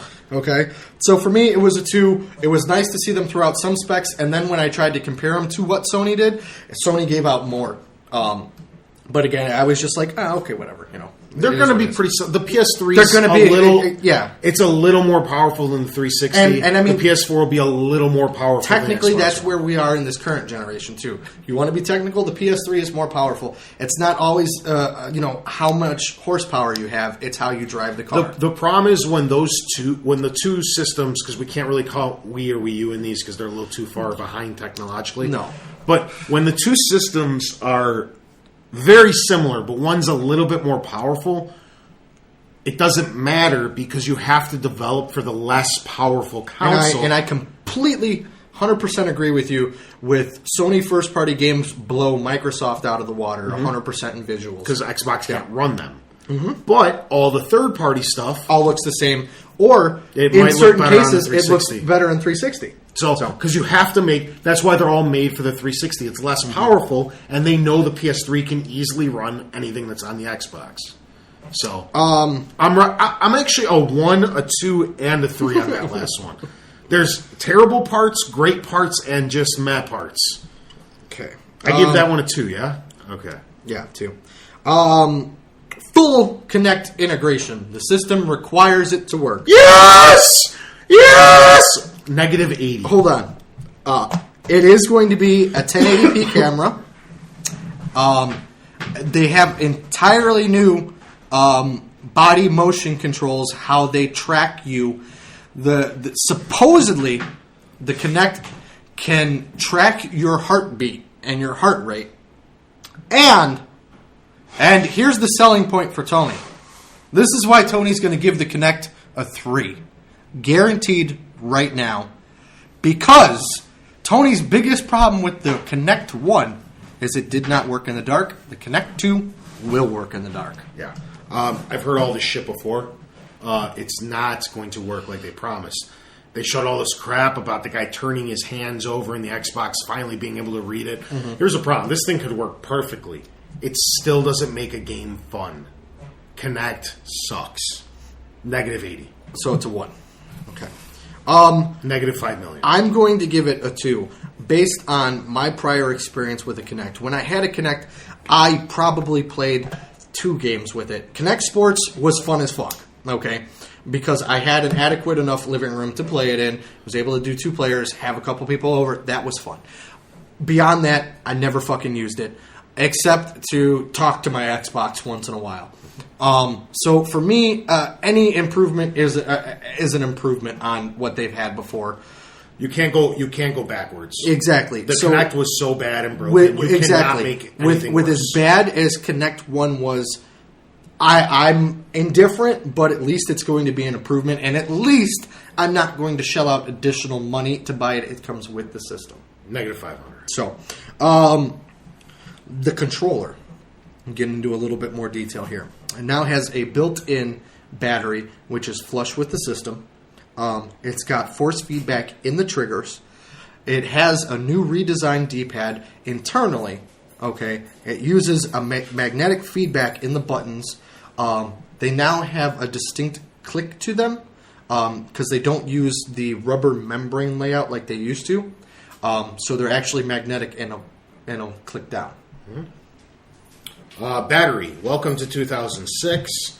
D-pad, welcome to 1980 fucking 2. The magnetic stuff sounds cool. Mm-hmm. I'm really intrigued about the feedback in the triggers. I really like that if it works properly. And from what I've read, what they did hands-on demos with the controller. That's all they let you play with was the feedback in them, and it worked. Mm-hmm. I'm going to give this a 2. Okay. Because half the stuff sounds cool, and the other half is just like, wow, it took you this fucking long? So I'm right in the middle. Okay. The triggers sound great. The magnetic stuff sounds great. I already mentioned earlier when we just did aesthetically the controller. Yeah. It looks great. We've also gotten a smooth little bit piece more of looking tech. Post-conference, which we're not going to score it on, but we have found out what the replace of the start and select buttons are. It's a menu and view. Which do the exact same thing that the start and select buttons did. They just renamed them. Yeah. They danced around it and named the functions that it can do, and it's the start and select buttons. Pretty much. For me, I'm giving it a 3 because, again, I like the controller. Everything that I've heard about it, it fits really nice in your hand. It rests well with it being flat in the back. I understand they're playing catch-up on a lot of features that the controller should have had years ago, but I'm glad to see them integrate the new features. On a side note, they have said that your current headsets will not work with the system, but they have signed a deal with Turtle Beach to produce headsets for it. And on an interesting note, I don't know if anybody caught this, but Spike TV did a whole 30-minute post afterwards, and they showed the inner workings at the R&D for the controller, and they had a Bluetooth headset, which looks like the current Bluetooth headset with the controller. This is all bullshit. The headphones easily would work. It's audio that plugs into a USB port, and it picks up game noise. The reason they're not doing this is because they want you to purchase a new headset. These were easily integratable into the current system. I'm not disagreeing. I have heard that there's possibility of just a third-party adapter coming out to convert it. That is an option. But again, I'm not ranking that inside of here. I'm just adding on to the information that we got post. We touched on it a little bit before, but they gave the games, the downloads, the saves stored in the cloud. You gave it. What did you give it before? Remember what? They went into a little bit more detail about the cloud. 2 or 1, I didn't care because everything has one. Okay. Yeah. I'm going to give that. Like I said, they gave a little bit more detail on it, but it really didn't do too much for me. The 10 seconds that they spoke on it at the beginning was enough for me. They didn't need to go into a 5-minute discussion about cloud. You'd have to readdress it. Mm-hmm. But again, this is the actual breakdown of the order of everything went in the conference, so I went on it. Then they touched on the built-in game DVR with built-in editing software. 3. Okay. This is very, very personal for me. I don't know if I've ever said this on the show before. I don't have cable. I pay for really, really good internet, and that's it. Actually, what this is referring to was not a DVR for TV, but DVR recording your gameplay. Oh, yeah. So we're at a different live stream. Oh, you're gaming. Still a 3. Okay, great. I'm glad that they integrate this. I'm still curious. It's more like a 2.5 because I want to hear about who they locked up. That's why I'm giving it a 2. But this is great. This is great news for gaming for the PS4 and the Xbox. This is a cool feature. Yeah, I'm glad that both are doing it. I'm glad they matched it. I'm disappointed in both of them. I mean, I know Sony came out and said Ustream, but obviously they don't have the giant locked in, which is YouTube. It doesn't mean they don't have it. I understand. All it means is Ustream paid Sony. And we've been over that, and I get that. But now Microsoft, knowing what Sony had, should have, in my opinion, taken those extra steps to try to lock up YouTube or Twitch, something, and then say, "Bam! Look at what we got." You know, because that would have then eclipsed Sony's instead of just breezing over it like they did. That's why, for the conference wise, I'm excited about it, but I'm giving it a 2 because they didn't touch on it enough. I would have taken 5 minutes less. I would have taken 5 minutes less of talking about the cable and the Kinect features and talk more about the DVR. Now we're getting into some of the games. EA came out. They announced FIFA, Madden, NBA Live, UFC, all within the next 12 months. They announced a brand new game engine called Ignite, which is EA Sports version of the Frostbite 3. Games are now quote-unquote living worlds. And FIFA Ultimate Team is only available on Xbox One. I'm going to give this a 2. Okay. I don't care about any of these games, but they did look impressive. I'm also taking points away because it took them 33 minutes. I'm saying it again. 33 minutes into the conference to mention one game. Yeah. Over halfway through the conference to announce a single game that is going to run on their new gaming console. I am in complete agreement with you. I give it a 2. I'm not a sports fan. I like sports. I'm not a sports game. That's what I meant. I'm not a sports fan in general, but I mean, what they shown was cool. If it does what they say it does, it'll be cool. It's not. Looks real pretty. Yeah, those characters look good, man. It's not my cup of tea. NBA Live, guess what? Your ship has sailed a couple of years ago. You've got a lot of catching up to do with 2K. So for me, it was like, okay, no big deal. Now the big one, number 25. Forza 5, announced as a launch title for the system. Are we talking about the way it looked or just what you saw at the press conference and the information that they gave? It's another 2.5, but I'm going to give it a 3 because I'm a big Forza fan. Because there were flaws. Great. Everybody knew. I knew it was coming already. Oh, yeah. I already knew it would be launch window. I didn't know it was launch day one, which is great. It means I have a excellent, one of my most looked forward to games. I can play the second I buy my Xbox, and it'll probably be the one title I buy with my Xbox, depending on what else is announced. That's for sure game I'm buying. The trailer, as pretty as it was a little underwhelming. It just showed an old 97 McLaren F1 versus the new McLaren F1. It was all in-engine trailer, but it's clear as fuck that's not gameplay. Yeah. I commented during our live, whatever you want to call it, that the carbon fiber looked pretty. Yeah, it looks amazing. Yeah. I'm super stoked for it. Like I said, they could have made a way better trailer. They could have. But you look at the visuals and stuff, and you're just like, wow. Down to the car losing traction on one of the turns, and literally watching the rubber peel off. Compare it to that the PlayStation 4, the race, the Drive Club. Drive Club. There you go. What looked better to you? Just visually and presentation-wise. Forza looked better, but Drive Club was very close on their heels, which is sad considering Drive Club's not even their AAA franchise. It's not Gran Turismo. It'd be different if it was Gran Turismo's versus Forza, but I'm super stoked about this. I don't want to take anything away from it. It's just I would have done it differently. That's all. And I would have liked to see some actual gameplay. I understand that they had a big disclaimer. It was made. The trailer was made in engine. I get that. Forza always does that. But the Forza 4 trailer, you can go back and watch that. And again, it was made in game, but none of that shit was in the game. Yeah. So it's a little misleading all at the same time. Then we got a brand new IP from the guys who did Max Payne. And Alan Wake? Yeah, Quantum Break. It started off as a live action, and then you get cut to a visual of a boat running into a bridge, and then I looked up next, and there was broken glass and bullet time going on. Two. Much like you were kind of alluding to, I had no idea what the fuck was going on. Yeah. I like this developer. That trailer was so incoherent.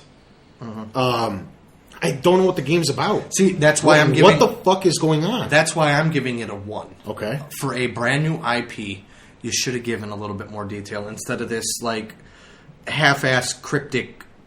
Like what? Yeah. What the hell just happened? You know, I said that out loud as I was watching. I was like, "What the fuck was that?" Yeah. You know, for me, for being a new IP, didn't sell me on it. Okay, I'm not excited about that game at all. Show me something impressive. Yeah. And I mean, visually, sure. Okay, Pretty from what I game. saw, yeah. But you know, again, it's like, oh boy, bullet time. That's so fucking 2000. You know. Moving on. They then announced 15 exclusives and 8 new franchises, 1 classic rare title returning. 10. Okay. 10 out of 3. It's 3. I am in agreement. It's nice to hear them have a little bit of exclusive, a little bit of, you know, in-house stuff going on. Sounds there. like they finally got the fucking message. Yeah. There's still counterpoints to be made, and it's actually one of my bullet points later on for a post wrap-up or whatever, but I mean, who knows? Just because they're announcing... They announced 15 new titles coming out in the first 12 months. Yeah. 8 of which are existing franchises. 8 are new franchises. Yes. No, 8 are existing, 7 are new. Is that what it was? Did I have it backwards? I don't know, whatever. Okay. It's Forza 5's already one. You're assuming Halo 5... Quantum Break was 1. No, I'm talking about the reoccurring ones. Okay. You're already doing Forza. You're getting your Gears of War 4. You're probably going to get a Fable something or other. Halo 5. Those will be half of your 8 existing. Okay, you get an R4 5 and you're done. Including that Rare title because Microsoft owns Rare, so that's one of them too. The problem is how many of these are AAA. How many of them are Connect garbage that I don't care about? Yeah. How many of them are little indie titles? Nothing's wrong with an indie title. I mean, Journey is one of my favorite games of this generation. Little $15, $20 games. There's nothing wrong with it. But how many of these are actual $60 games on discs? Yeah. The message was confusing, but it's exciting to see that Microsoft at least they're making an effort. They're getting it. So 3. Yeah. I can't praise this enough. I agree. And that's just within the first 12 months. If you look back, Microsoft hasn't launched 15 exclusives in the last 4 years. Yeah.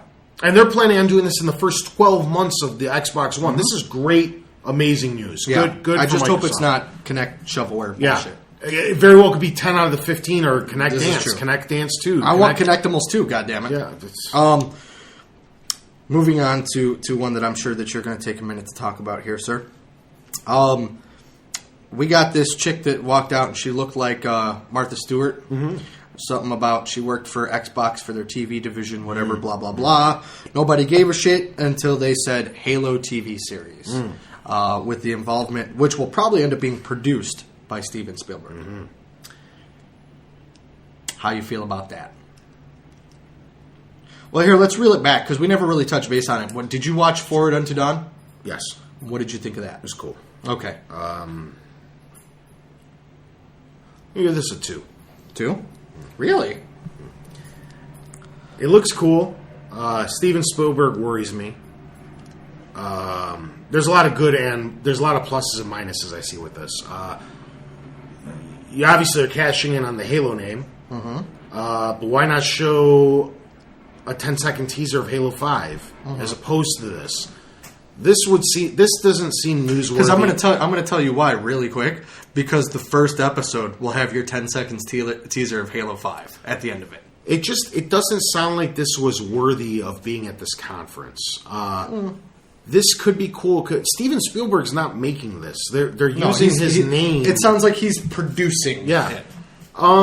Which I takes away a little bit of the worry that I had when they announced Steven Spielberg. I just don't know. There's too many ifs with this. They're really like, how often is it? How big's the season? Is it 3 little 10-minute episodes, or is it is it a weekly show for fucking 6 months out of the year and it's coming back every what the hell is this? From my understanding, is usually when you get a TV show, it's 8 episodes. That's usually what season 1 usually is. I'm going to predict between half an hour and an hour. I'm leaning more towards it being an hour long per episode. And the fact that it's exclusive on the Xbox, it's not going to be on the network. That I don't know is confirmed yet. I'm guaranteeing you that's going to be exclusive to Xbox, as that's their TV series. Okay.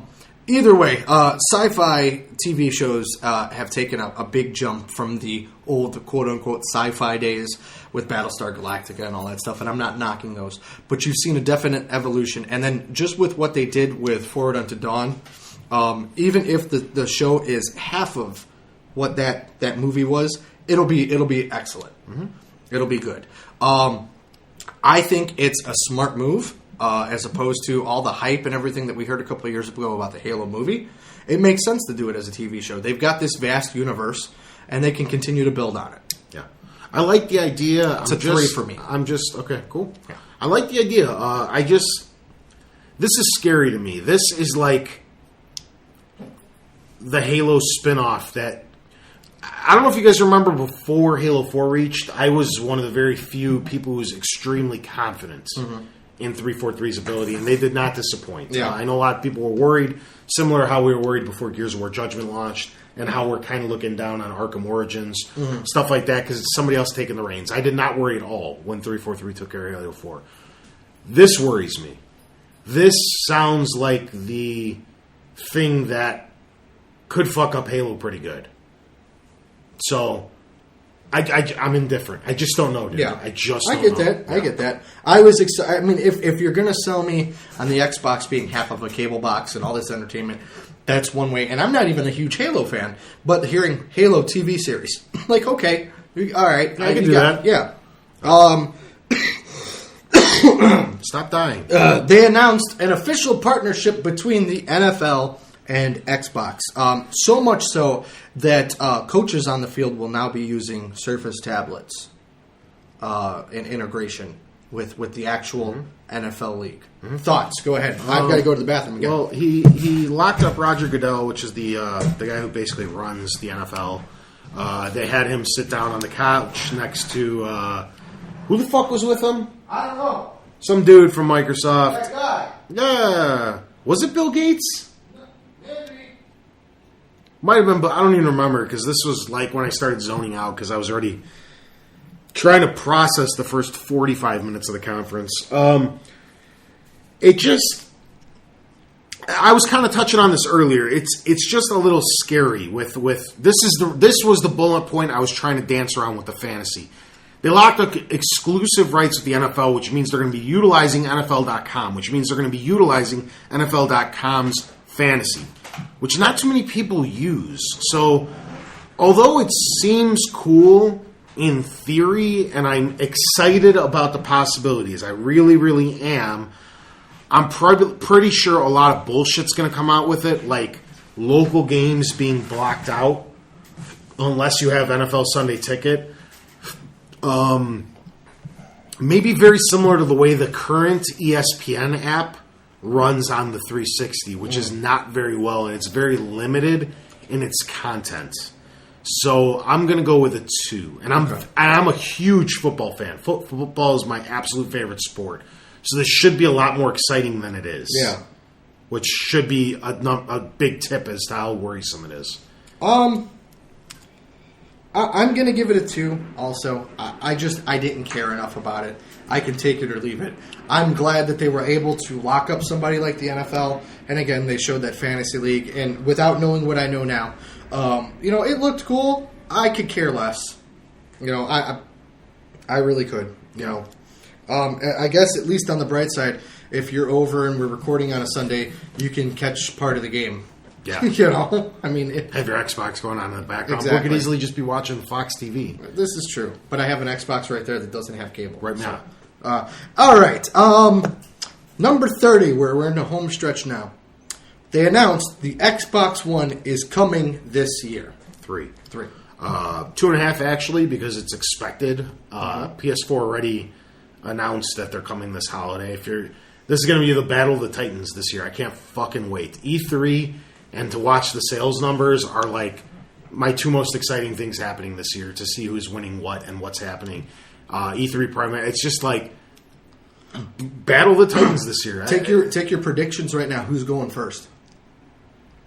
I mean, it'll only be a week or two. Xbox is launching before the PS4. Okay. Solely for I think it's really close. Like days, maybe if not the same day or a week apart. Maybe one will take one Sunday and one will take the next. They're obviously coming before the first or second week in November. Don't believe into the hype that they're coming after that. They're not going to miss the Call of Duty launch. I think it's October. I think it's the last week of September. That would work too.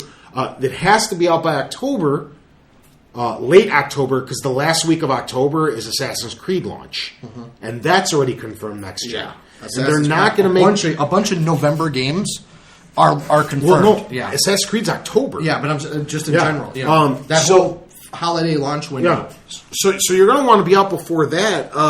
Especially, they're not going to make the same mistake the Wii U did, where the Wii U came out and then they're like, let's get these 6-month-old games that were already available and now put them on. Yeah. They're not going to be like, well, Assassin's Creed's coming out in October, but you can't buy it on the PS4 till it launches in December. That's not going to happen. Yeah. It's not. They're going to make sure these consoles are out before the onslaught of games. I think the first or second week of October, probably the first and second week. Maybe Xbox takes the first. When do consoles launch? Sundays? Shit. Fridays? I don't remember. I have no idea. I know games launch it's been a while. Games launch on Tuesday. I know that. But consoles, I have no fucking idea when they launch. But, just for argument's sake, say it's a Sunday. I wouldn't doubt PS4 comes out the first Sunday in October and the Xbox is the following Sunday. I wouldn't doubt it. All right. And then we had the big one, if you will. Call of Duty Ghosts reveal. DLC first on the Xbox. No big surprise there. Character customization for multiplayer. Interactive multiplayer map environments. Footage from in-game running on Xbox One. I want to preface this by saying this actually looks cool. I'm excited about this Call of Duty. That being said, I'm giving this a 1. Okay. They spent far too long, 15 minutes, to close out their conference talking about a third-party game. You were basically giving free advertising to Sony, your biggest competitor. If people like me that were more impressed by the PS4 conference were just watching the Xbox conference to see what was going on. Now Sony doesn't have to advertise Call of Duty at all because Xbox just did it for the both of them with 15 minutes worth of gameplay footage. The people who are already on the PlayStation bandwagon don't care about the exclusivity deal because they've used to deal with it. They're used to it. This has been going on for 4 years already. They're just like, well, we get the maps a month later. Fine. That's not what's going to sell the Xbox. The PlayStation faithful are fine with it at this point. You know that fucking dog's going to die. The other problem I have is that they're forcing Kinect integration into Call of Duty, which is a big mistake. Yeah. So that dog's going to die. 1. That dog's going to die. 1. I'm giving it a 2 because it's Call of Duty. It's a big deal. I don't care. I would have rather have them come out and shown Halo or Gears or more Forza, something, one of their exclusive titles. Why didn't they spend 15 minutes showcasing Forza? They spent less than 3 minutes on Forza, one of their 4 pillars, that being Gears, Halo, Forza, and Fable, but then dedicated a quarter of their conference or to a third-party game. Even if they're going to close out the show, throw up the Halo 5 logo and then say Xbox One only or something. But don't end it on a third party. I agree. Then they announced there will be even more details regarding the Xbox One at E3. This is obvious. We'll give it a 3. Yeah. Good for them. This is something I prefaced the show with. They didn't owe us anything at this conference. We're nitpicking. They said it was a console reveal, and they revealed the conference. They did exactly what they said. They still have E3, Gamescom, PAX, all these things, primarily E3, to showcase everything before this console launches. They're fine. There's plenty of time to announce the onslaught of games. There's plenty of time to announce the future exclusives and all these things, so on and so forth. But the fact that they re-acknowledged it and reassured people, apparently everybody missed that part of the conference because everybody's freaking out with the lack of games that were showcased. PS4 didn't have that many. They showed what? They showed more than Xbox, but they only showed 5 or 6 games. I think it was. But again, it's a console reveal. That's all. They don't owe you shit. I mean, shit, you go back in the day and you look at the PS3 reveal, they showed a fucking tech demo of a game that never came out. Final Fantasy VII running on PS3. Exactly. They don't owe you anything. They're just revealing the console. It's fine. Yeah. 3. Good for Microsoft. The last one kind of wraps up everything here. There was a ton of miscommunication, and I know we'll get into it a little bit more, but I want to score it, regarding features, always online, used games. At one point, they said the system is not always online. Then they said that there will be a fee for used games, and it was too muddied. Where do you rank this? Negative 9 million. All right, so that's a 1. This was another one of the colossal blunders that I mentioned at the beginning of the show, along with the naming. I'm going to need this for a few minutes. Yeah, along with them naming it a terrible fucking name. This was a terrible... We're almost a week removed from this press conference. We're 5.5 days later. Some of this shit is still not clarified. Exactly, and we're getting miscommunication. This wasn't like sorry, we weren't clear about it. The next day, Microsoft kindly, issue some kind of official statement and be like, sorry, we were a little unclear. We realize we caused a lot of miscommunication at the end of the conference. Here's how everything works. Here's our official statement. They're just sitting there in the dark. People still don't understand what's happening with used games. Is there a fee? Now I'm hearing there's a full $60 fee. And then now I've heard that there isn't. And then if you relicense the fee, which means you're basically buying the game again at a buddy's house, because it's off the one disc, your availability to your disc that you own gets closed out, revoked because somebody else is using your game. Yeah. There's so much lack of communication coming from Microsoft's end on the end of that thing with the whole, is it always online? Isn't it? Now I'm hearing it is, but it only has to check in once every 24 hours. Yeah. Nobody fucking knows. What? Yeah. And how do you not address Xbox Live? Yeah. How did you not mention... They actually did do this later in the week. But how do you not give us a for sure, don't worry, all your achievements 100% are carrying over. Don't worry, your friends are all carrying over. Don't worry if you bought 3 years of Xbox Live. You're set for the first 2.5... Don't worry, you're set for the next 2.5 years of carryover they didn't on the new console. Don't worry, how do they not address shit like that? Yeah. Do me a favor. I'm going to have you jump into what you've got there, carry it for a minute. I'm going to do our tallies here. With what? What do you want me to carry on? You got bullet points and stuff there, Well, no, right? you didn't mention your thoughts on the last one. What did you score? I agree. I mean, like a 1? I'm giving it a 1. With the way that, I mean, even afterwards, when you finally came back online and we were chatting, we were getting mixed information. I'm like, no, this is what I read, and you're like, no, well, I read this. I'm like, well, what time did you read that? And I'm like, well, I just read this 5 minutes ago, and you're like, well, I read mine too. Nobody knows for sure. Yeah, it's confusing. It's bad. I'm really hoping that the first thing they do is when they set foot on stage at E3 is go, let's clarify this shit. Yeah, let's set the record straight. Good or bad? Just get out there and don't pussyfoot. Okay. So Jason's counting up our scores right now. So first and foremost, I hope you like this. This is our first time we tried anything like this. I don't know how well it's going to pan out later, but it seemed like it went okay in our heads. Wow, that went on for a long time. Excellent. I do have the regular portion of Tony's Topic of the Week to start now, but it's obviously condensed. It's not as big as normal because I knew we were trying. This is so hard to do while you're talking, and I'm trying to keep it going. Want to just pause the podcast for 30 seconds? Yeah, we'll be right back. Okay, we're back. We just counted everything up. Yeah. You want to reveal the final scores now? All right. So Tony's final score was a whopping 64 out of 99. Out of 99. So I basically gave it a D. A D. I wouldn't have given it that if you just asked me to give them an overall grade on the conference. What do you think you would have gave them? A solid C. Yeah, a solid C. That's why I kind of wanted to break it down a little bit more. There was a lot missing and a lot that they did wrong. Puts it in more of a perspective, doesn't it? I mean, I know it took up a large chunk of time, but I really feel that it gives us a little bit more insight and perspective. Yeah. Mine was a 75, which is a C. I would say. Which is where I assumed I would have came in around. Yeah. And I honestly thought I would have given it maybe a B. Looking at the overall, but actually going through breaking it down. So, again, I hope you guys enjoyed this, the way that we did this. Give us some feedback on it. Definitely give us feedback on it because we want to know if we're going to use a similar style system for E3 or what we're going to do.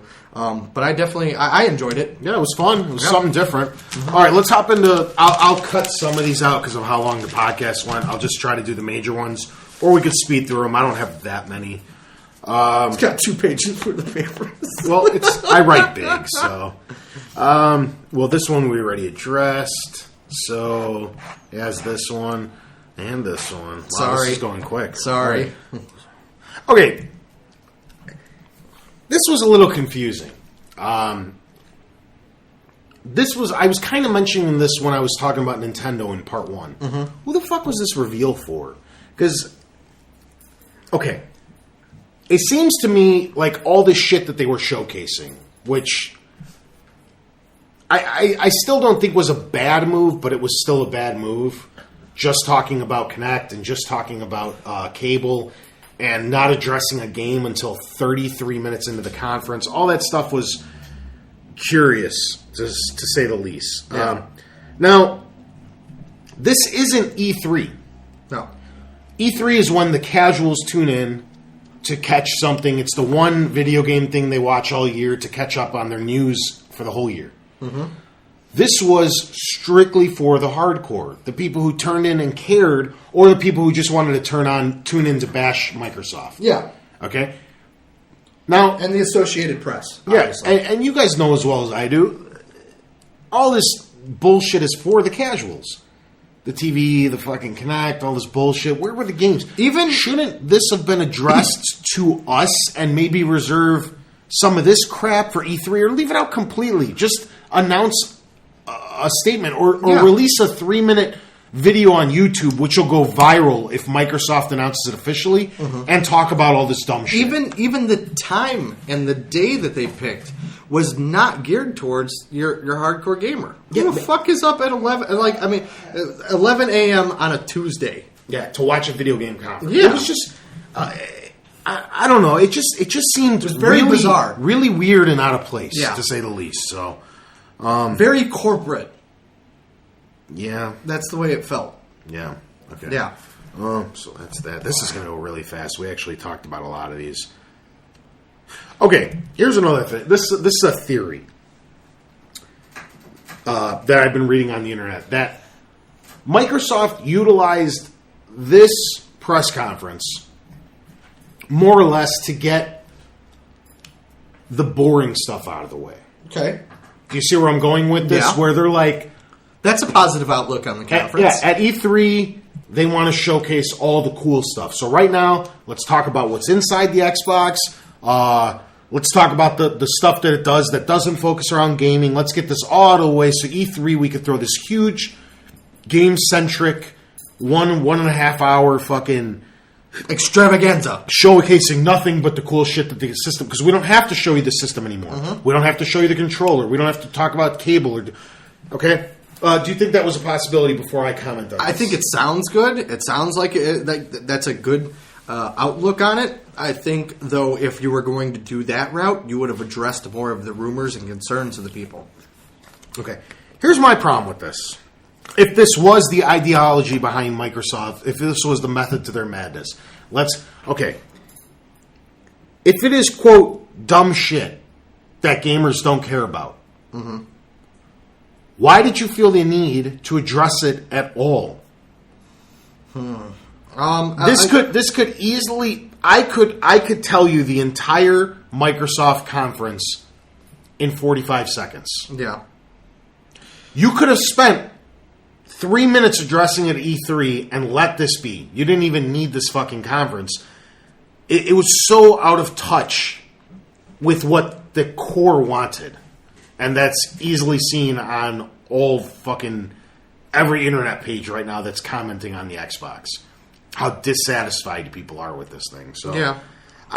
It makes no sense. If you felt your cable integration is not important enough to eat up time at your E3 conference, it's probably not important enough to address at all. You just go, hey, this thing's a de facto cable box.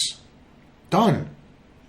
I agree. I don't know. Like I said, it felt very weird. Yeah. It felt very weird. I think they were just trying to maybe appeal to too many. You know, and like you said, 35 minutes of the actual show was filler shit that they could have condensed down to 15 minutes. Mm-hmm. You know, before they talked about a fucking game. Here's the other thing. Maybe Xbox is a little smarter than we're giving them credit for, though. If you look back at their track record, they are fucking trendsetters in this industry. People tend to think that they're egotistical. Their favorite of the three manufacturers is the one that invents everything, and it's simply not true. They all contributed an awful lot. Like, Nintendo didn't create motion gaming, nor the second screen gaming. Mm-hmm. You know what I mean?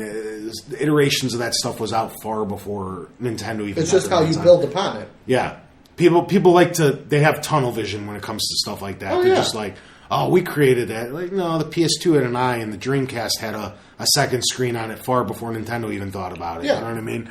And that's Sega was online back with the Genesis. Exactly, and Nintendo was Sega on the actually ball with hooked Rumble. Up with your TV. Yeah. Sega Channel, the cable service that you had to have. Nintendo was way ahead of the game with Rumble Pack. Everybody brings stuff to the table, okay? They don't all just copy your favorite manufacturer. It's simply not true. No. But cool stuff that Xbox did bring to the table. They were trendsetters in a certain aspects. I mean, they created Xbox Live, which, because of it, Sony had to respond with PlayStation Network and Nintendo with Nintendo Network. Mm-hmm. They did that at a time when nobody had fast internet, and they forced you with an Ethernet cable. If you wanted to use it, you had to have high speed at the time. Yep. What was considered high speed internet, because if you had dial up or whatever, it didn't fucking work. Mm-hmm. They It did not have a phone jack. They didn't allow half the people that had internet to even access their internet library because it would have worked like shit. Mm-hmm. They took the step. They went, no balls, no babies, and they had balls. Yeah. They also brought DLC to the mainstream. This may be looked as a bad thing, but when it initially started, I mean, there was stuff like the Tom Clancy games and stuff. It was free DLC. Mm-hmm. They were the first ones to implement DLC onto their games. It was great. Halo kicked us off too. The multiplayer map packs that you had to buy a separate disc for, and install it. Yeah, this is all stuff that it's just common practice nowadays. Every game ever is built now from the game up with DLC. Even Nintendo started getting in on it. Mm-hmm. They're excluding parts from the real game or creating them later from what they say, but I think that's bullshit. You got the achievement system. One of the top 3 or 5 greatest things to ever come to video gaming in all of video gaming history. Yeah.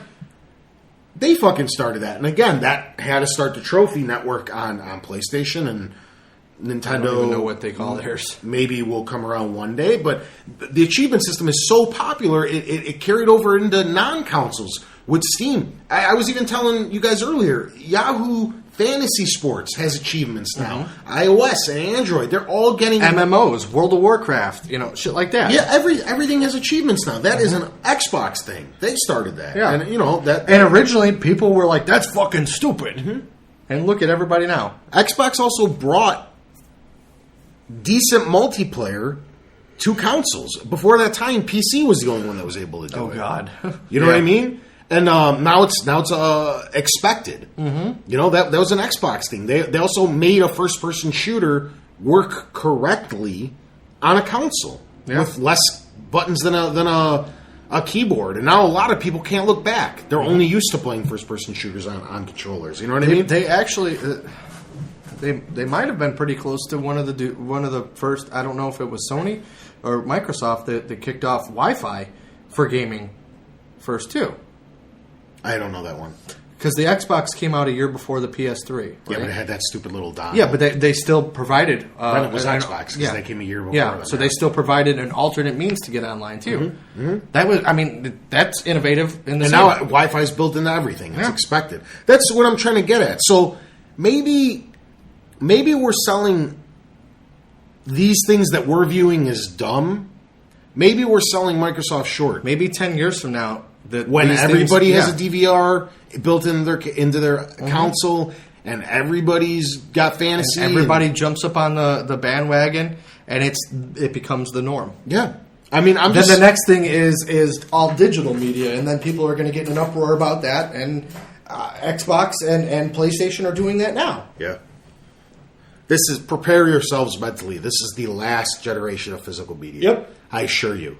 It is done. I'm surprised they hung on this long. So we got 5 years to go, because by Microsoft standards, when they said a new generation comes twice a decade, it's 5 years from now. Then we'll have the next console. I think 7. I'm just saying, based on what they said exactly at the press conference when they opened the show, they said a new generation comes twice a decade. Speaking on behalf of that, but kind of getting sidetracked for a second here, I think this is going to be a shorter generation. Simply because I think this came out at a weird time. Yeah. I think it's about 2 years too late or 2 or 3 years too early. It's in a transitional phase. There's too much great tech right around the corner that is available, but would simply make these consoles cost $1,200. Yeah. That they couldn't put in to keep these things at $400 or $500 price points. And by the time that technology is cheap enough to put into a console, what's wrong? It's simply. I just think there's going to be a quicker turnaround. Yeah. This time around, the leap forward in visual is quite vast, but it's not forward compatibility. Yeah, but it's not. It's not as vast as console transitions in the past. Nothing that I've seen completely knocked me on my ass from either the PS4 or the 7 or Xbox One. Yeah. So I just think that maybe in 4 or 5 years you'll already start hearing rumblings of the PS5 and the next Xbox. I think by then you'll have better internet everywhere. You'll have all these things that'll make some of the stuff that they had to leave out of these current gens, it'll make it possible and cheaper. Yeah. To do. Just a personal opinion. All right, I'm par with that. All right, the next big thing was the 15 exclusives, 8 new IPs I got written down. Yeah, I was right. Fuck you, Tony. First, I don't know. We kind of talked about all this. Fantasy won't work. Sorry. No, it's okay. We shouldn't be talking about this.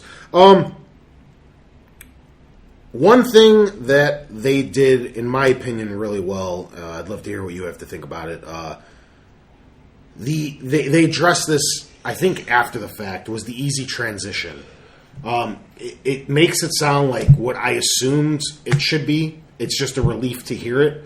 where you literally are going to turn on your Xbox One. It's going to go, what's your email and password? And you're there. Your achievements are there. Your friends list is there. Your Xbox Live subscription carried over. But unfortunately, there's no backward compatibility or arcade titles coming over. Yes. So if we want to talk about that for a minute. But your movies and media do transfer over. Also, what I've read into that a little bit too is because they're making a focus to not replace the 360. This is obviously the evolution of the 360, but they're not expecting people just to throw them in the garbage. Your subscription will be cross-compatible. Yeah, which means you will have, as long as they don't shut the 360 servers down, there's no reason to trade in your 360 because they're both going to work on Xbox Live. And basically, the way that I understood it is, let's say you're playing a 360 game, Batman Arkham Asylum, and you get an achievement that you didn't have. All of a sudden, when you turn the Xbox One, it's going to update to reflect that. It's also going to be cool if it all works together, because say I'm playing Red Dead Redemption on my 360 and Jason's on his Xbox One, it sounds like we can sit there and still cross-game chat and bullshit and talk and hang out, even though we're playing that I don't know, because with them transitioning to Skype and using Skype integration over Xbox Messenger, whatever you want to call it, it may not have that. It may not work, but it sounds like it would. It sounds like everything will work. At the bare minimum, I'd probably still be able to send you a message. Yeah. My only concern is the one issue that they did not address when they were talking about this is they have not said whether or not there was going to be an increase in Xbox Live because of this. I'm not really worried. I know it's a huge pain in the ass for a lot of people, and I really don't understand it because Xbox Gold goes on sale every year, like clockwork, for the day before Thanksgiving for $40 for a year. It goes on sale other times throughout the year too, but every year, if you just buy your 1 year subscription around November, it's $40 for a whole year. You divide that by 12, it's like 12, 24, like $3 and some change a month. Yeah. It's like 20, 30 cents. It's not necessarily like a matter of when the subscription goes on sale.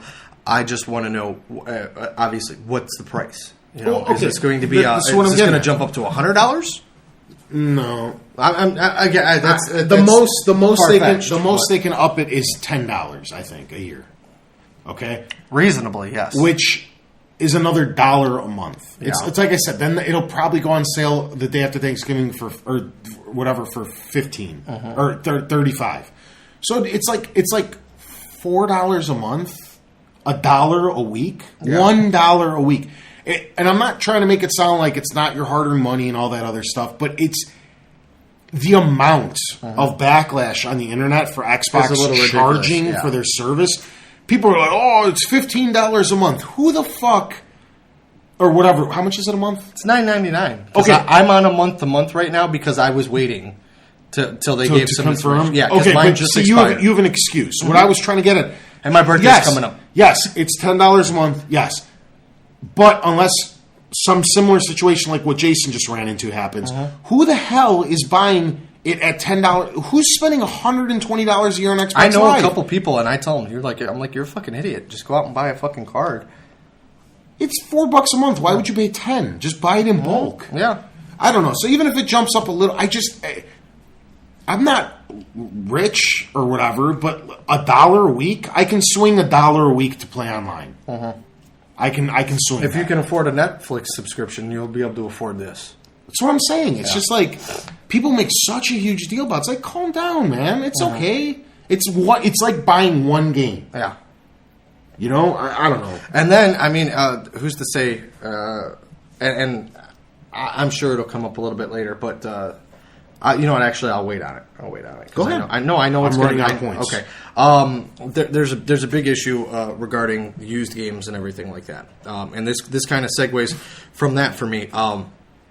People are bitching about the used games and the fees, and then trading in and blah blah blah blah blah blah blah blah blah. Here's a great quote that I read, and I understand it's a standard for PC, okay, but people don't throw a fit that you can't trade in your Steam games.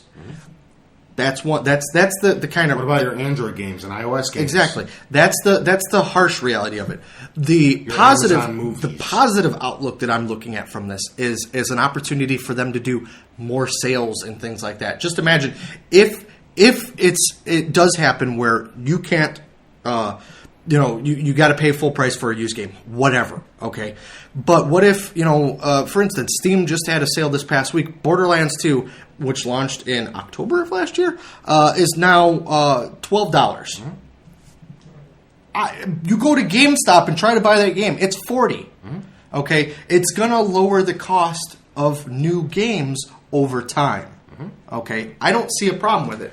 Ideally, because most of the time I buy new. Sure, it kind of sucks if I want to try something out, but that ties into the extended demos and everything that they were talking about too. Here's the thing, on behalf of this, they don't care if they piss you off. Okay, I'm going to use a great example that I've mentioned in the past, and it was also used on the bathroom again. It's all that Coke. It's fine. On a cast I was listening to earlier this week, which made me think of it. Okay, something I said in the past. Heavy Rain, the game for PS3, sold 2 million copies. All right? Now, 3 million PlayStation Network accounts have trophies unlocked for that game. So they only sold 2 million, but 3 million played it. All right? To put that into perspective, if you take the 1 million people that basically played that game for free without paying the developer, that is $60 million lost by that developer. Yep. Okay? Now, I'm not saying that everybody that borrowed it from a friend would have bought it new. Okay?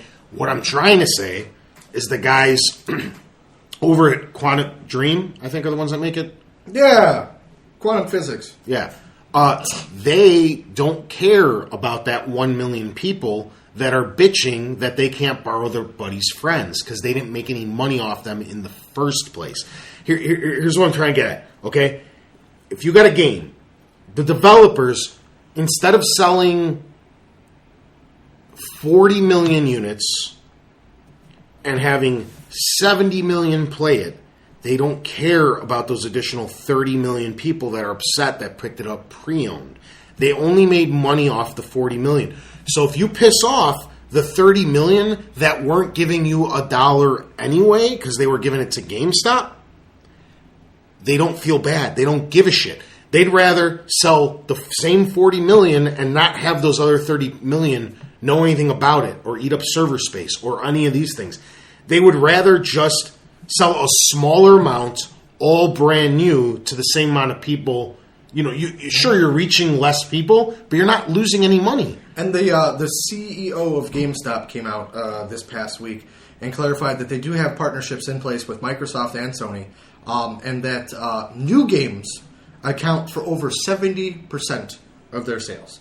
So now let's break it down here for a second. Let's say I trade in Halo 5 to GameStop. They give me $10 for it, whatever. Okay. Now you buy that game for $20, and then you have to pay $30 for a licensing for it. Just speculating. I know they've said possibly full retail. GameStop's still making $20 on that game. It doesn't matter if they're making $1 or $50. Used games is 100% profit for them. They don't give a fuck how much it is. It's 100% profit. Mm-hmm. Obviously, they're going to get more money when they can, as much as they can. But if they make $20, they make $20. And then guess what? Microsoft still makes $30 because they got to sell the license for it. Mm-hmm. It's the way it goes. You're still paying $50 for a used game either way you cut it. To me, it's like the only people that give a shit are the people that solely rely on used games. And there's nothing wrong with that. When I was in my youth, I couldn't afford new games all the time either. Mm-hmm. And used games were great back then because there was no lockout. There was no DLC, no online passes. So you got away with it. But that was all I could afford. It was my entrance into gaming. Yeah. Now I understand the repercussions of buying pre-owned, so I steer away from it at every possibility. Okay? What I'm trying to say is if you only buy used games, you're the ones that are bitching, but you're the ones that they don't care about. You're just eating up server space that they're not making any money off you for. And you're thinking it's unfair, and that's up to debate whether it's fair or not. The fact of the matter is Microsoft and the publishers of the independent studios do not give a fuck. And you're not supporting them. Why do they need to support you? They don't care. It's kind of funny because 2 points to bring up really quick is EA foreshadowed this a week in advance with ditching the online passes. And you made a good point when you were talking about crossplay, I believe it was.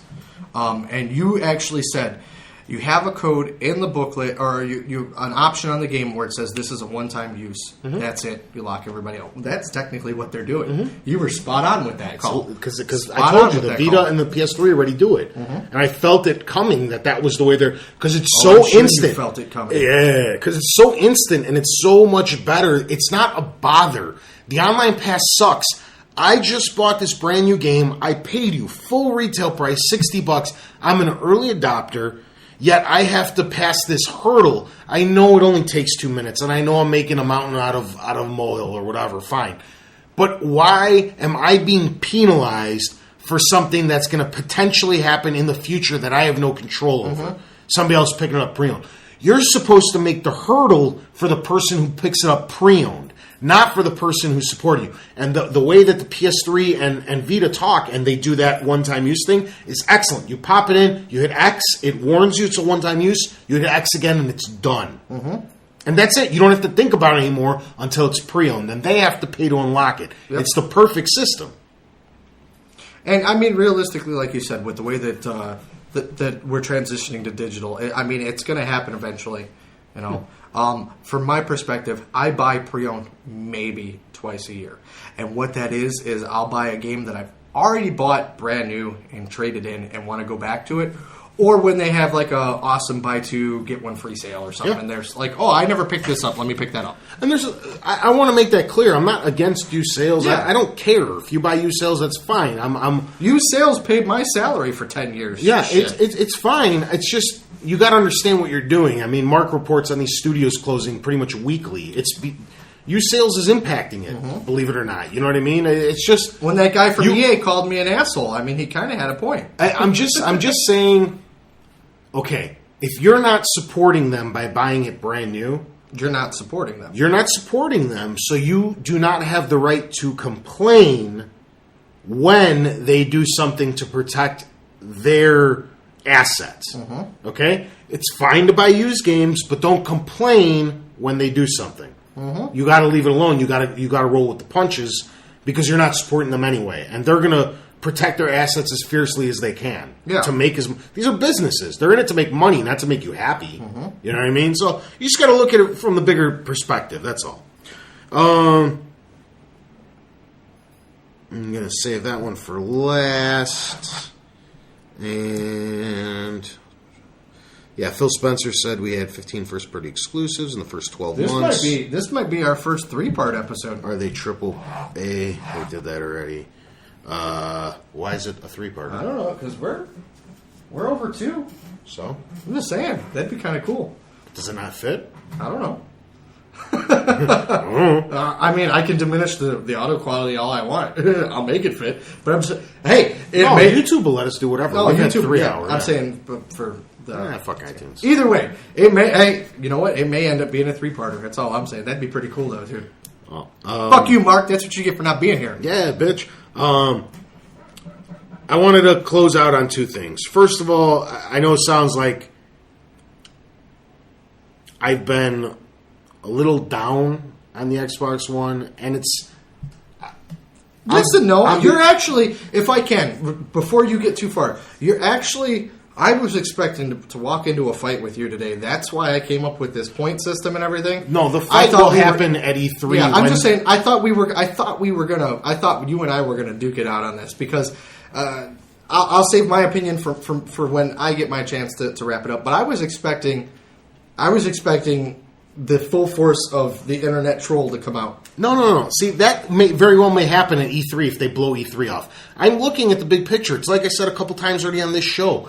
All they owed us was a console reveal, and they gave that to us. If they came out and said they just had one game in development, or You know, but they didn't confirm or deny enough to really get upset. I was very. I think the only thing that I got upset was the miscommunication. I was really fluffy, if you guys remember, after the PS4 one too. I know a lot of people were down on that. You just got a blowjob. A lot of people were down on the PS4 one. I think they did an excellent job. I think Microsoft did a far worse job, but it wasn't.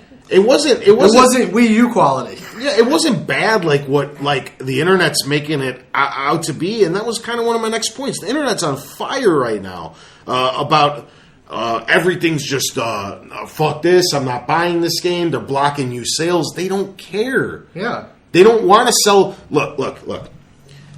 This goes back to what I was trying to explain before. This goes now because that was the publisher side. Here's the Microsoft and Sony side.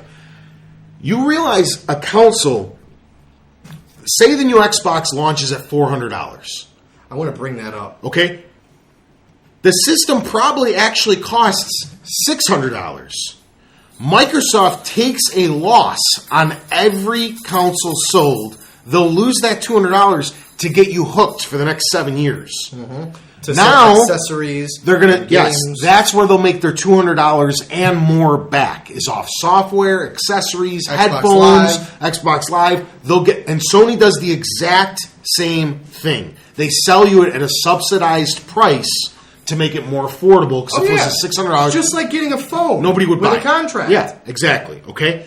Now, here's the thing. If you buy their system and you're like, I put my hard-earned money toward it, they already lost $200 on you. If you do nothing but buy used games, they never, ever recoup that $200. They'd rather not sell you the console. They'd rather you say, I'm not buying this, and stay away. Because now they're not losing $200, and they're not going to lose more money because you're only sticking with pre-owned items. This is what I was trying to say earlier. Instead of selling 70 million Xbox Ones and having 40 million of them never buy Xbox Live, never buy a new controller, never buy a game, and only have 30 million people that actually support the ecosystem that Microsoft has created, they rather just sell the 30, 35 million copies and have those people that are willing to buy new games and buy Xbox Live and buy content from the marketplace and play online and contribute.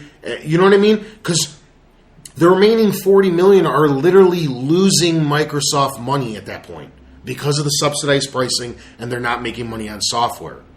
So I hope that makes sense. They don't care. These people that are bitching and moaning on the internet, they're like, fuck this. I'm only buying a PS4. I can't believe Microsoft's doing this to us. They're blocking used game sales, all this shit. It's like, they don't care. They're not making this for you. Nope. So I don't know. Go ahead. Sorry. No. I'm in agreement with you on that. The only thing that I wanted to bring up was the price point. I mean, I don't know if you've got that on your list or not. I want to discuss the price point, what we think it's going to be. It's on the price. It's on the. Okay. No, I'm in agreement. I mean, it's like one way or another. This is the reality. This is the future. You can either adapt early or fall behind. Mm-hmm. You know, deal with it. No pun intended. No pun intended. Yeah. I didn't realize that until I said it. But I mean, realistically, I get it. Again, it's just that's the way things go. That's the way things go. Mm-hmm. You want to play the game, you got to play by their rules. Mm-hmm. Live in your world, play in ours. Yeah. Sega does what Nintendo don't. Yeah. Let's do the price point. Let's knock it out. All right. Where do you think it is? Realistically. I think the Xbox will have a double SKU because I believe they are going to try that subscription-based model. Okay. I think it's going to be $300, $400, which is a mistake. Because I think if you're going to subsidize... The $400 price point is fine to just buy it outright. Fine. Okay? Where I think the mistake comes in is the subsidized pricing with the Xbox Live subscription. What I think they should do, which would destroy Sony, is give it away for $100 or $150 and lock you into a 5-year Xbox Live deal. Okay. Where they make their money back that way. Who the hell doesn't have $100 laying around? You know what I mean? I'm just the way I think the internet would shut up pretty fucking quick if that if a subsidized version of that SKU came out for $99.99. Yeah, they'd shut the fuck up real quick. But the problem I see is if you have $300 laying around, you can just charge the remaining $100 on a credit card and get to it eventually to not be locked into a contract with Microsoft. I guess what I'm trying to get at is there has to be enough of a discrepancy in the pricing to make it worth it. You can't just knock $50 off and be like, haha, you're signing your life over for the next 2 years. You can't do it. And unfortunately, I think that's what Microsoft is going to end up doing. Whereas, like I said, if they were to do I know $199 is probably a little unrealistic, but say the system's $450 and then you offer a $199 model where you lock them in for 4 years, that's a different story. I think the system with the Kinect and the controller, and I mean obviously there's going to be a charge cable and shit like that, is coming in at $499. I think it's going to be a $500 system. I haven't decided where I stand on the subsidized SKU. I think they'll do one. It's probably going to be $300 for 2 years. That might actually be the one that I get then, realistically. Yeah, but $15 a month is rape, man. It's easier to just come up with that $200 at one time. It is. Than it is to come up with not necessarily when you're working part time or when you're trying to get multiple consoles, though. Yeah. No. You know, so. I mean, there's some factors there. Luckily, I've been saving for a year, so I've been looking at it from an alternate perspective a little bit. I have one console completely paid off if they're at the $500 price point. Yeah, I have already $560 for this. Okay, so I have one console paid off, and the second one I'm starting. Yeah. But I really think 500 is where they're going to go. They'll justify the price by saying we're giving you a Kinect. Very well could be, dude. Yeah. Very well could be. I got one last one. It's not really a point or a topic of debate. Did you have anything you want to throw in before this? Because this is what I wanted to close it out on. No. I covered most of my shit. Actually, you know what? I'm going to just make this part of my final thoughts. So let's hop into it, good sir. All right. Go for it. No, final thoughts. Tony, topic of the week. I go last, bitch. Yeah, Tony, top of the week. I totally hijacked this. Yeah, this whole show. All in all, I'm pleased with what I've seen. I don't think the conference or the reveal, whatever, was executed as properly as it could have. I've got high hopes for E3. That's where they need both of them, Microsoft and Sony. That's where they really need to sell me. On what console I'm going to pick. Right now, obviously, I'm still in the Microsoft boat just because even a little bit of my content carries over my Xbox Live and shit like that. But especially since, in my opinion, they've matched almost stride for stride with what Sony's announced so far, with the exception of Gaikai streaming, which I don't care about streaming that much. It's the same thing as cloud to me. Okay. At least right now, until everything becomes fully digital. It's going to surprise you. Again, like I said, until we're in a fully digital world, I don't care about streaming just yet. I'd rather have shit saved in my cloud where I don't have to necessarily worry about their server end. Per se, I know that kind of contradicts itself. But all in all, I mean, it's what I expected so far. But they really need to step up on the software side and capture my imagination with it. Yeah, very good. I agree with a lot of the points you're making. I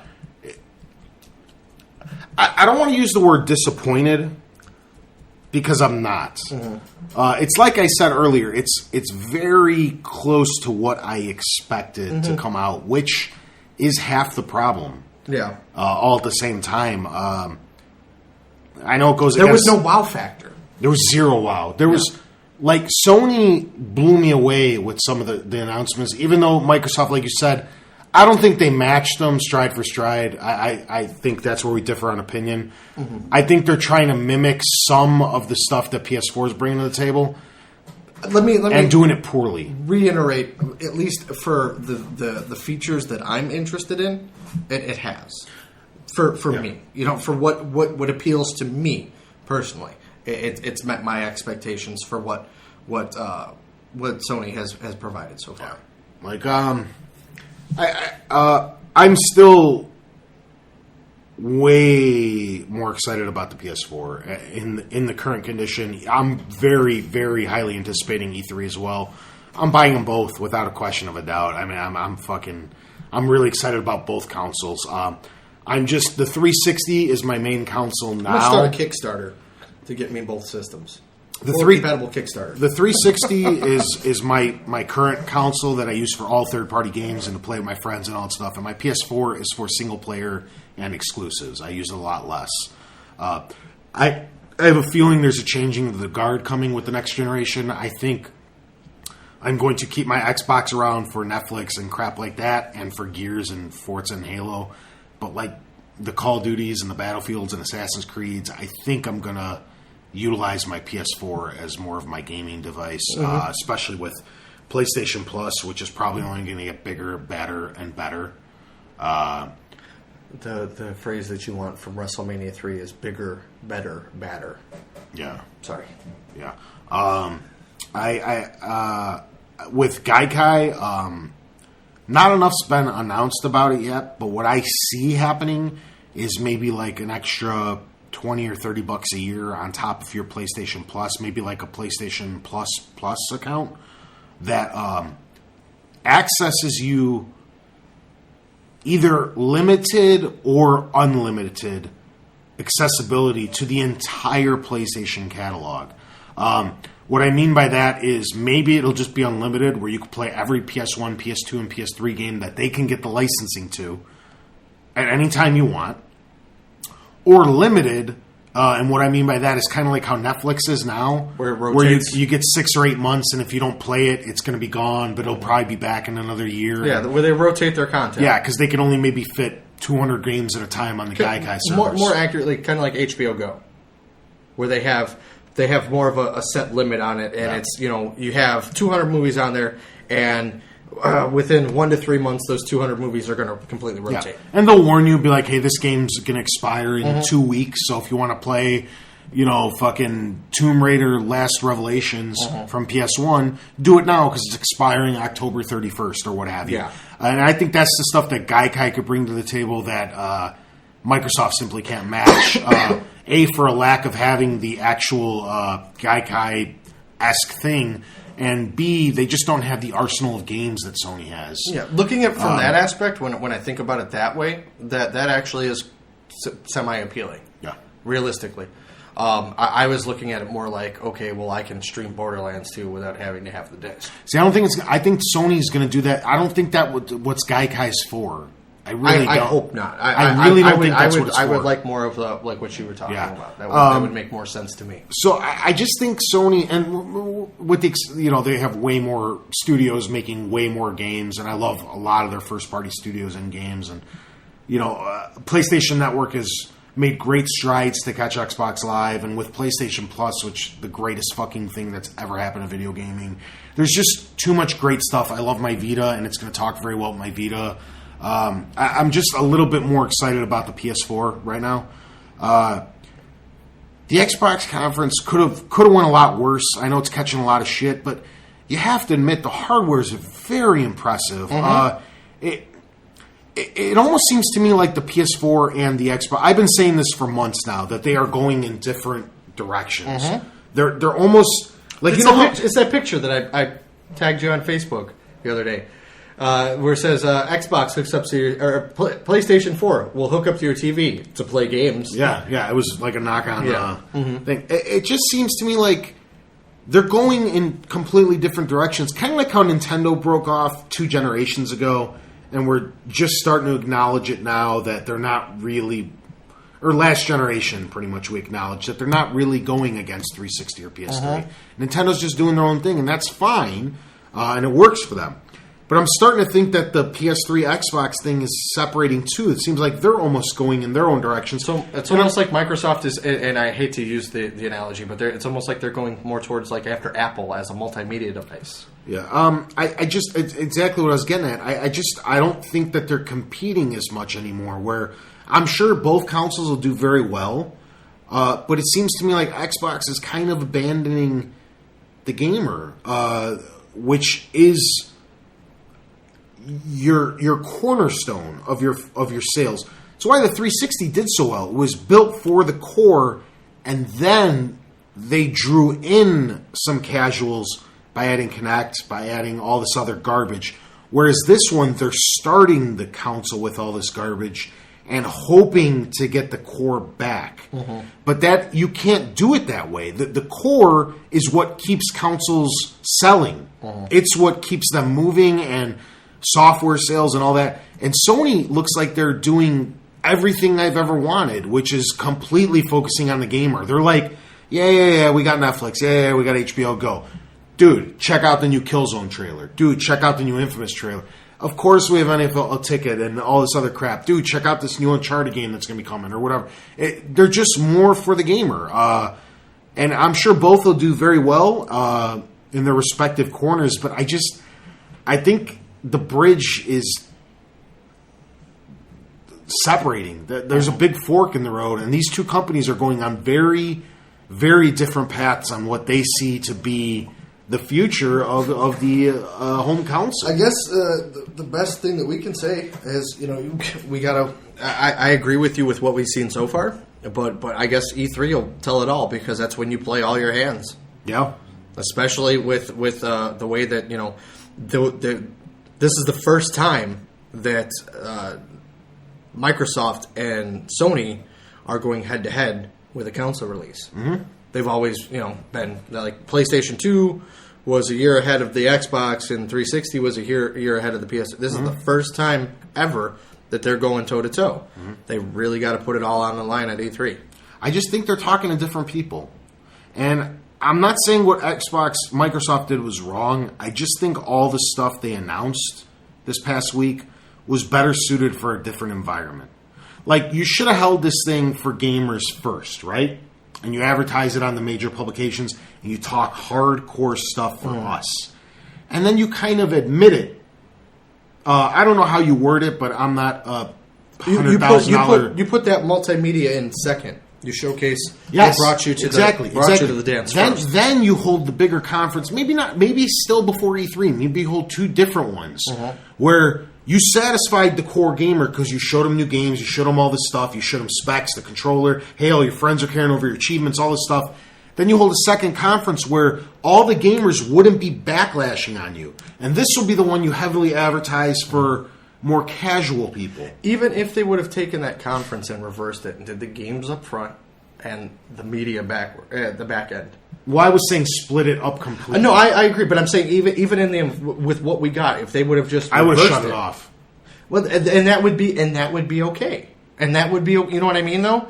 Like, you would have gotten your fill. I would have needed the first 10 minutes of stuff, and I would have shut. I didn't need to see the rest of that conference. Exactly, and that would have been okay. It would have appealed to you as a core gamer to see, all right, this is what we've got so far game-wise. Now they're talking to everybody else. Mm-hmm. And that would have been okay. But see, I think that's why you split it into two. You have a quick... Ideally, yes. A quick 20-minute thing that talks to gamers, and then throw your big 1 hour thing on Spike. Yeah. You could have easily did a Nintendo or a Nintendo Direct-esque thing, an Xbox Direct... Have it only stream on Xbox Live and Windows devices. Yeah. And just talk for 20 minutes to the core, to us, about your new console. Then do your 1 hour big blowout on Spike where you talk about all this garbage. You wouldn't have pissed the core off because all the core would have gotten their fill the week earlier. And now you talk to all the moms and grandmas. Even my dad was watching the conference with me.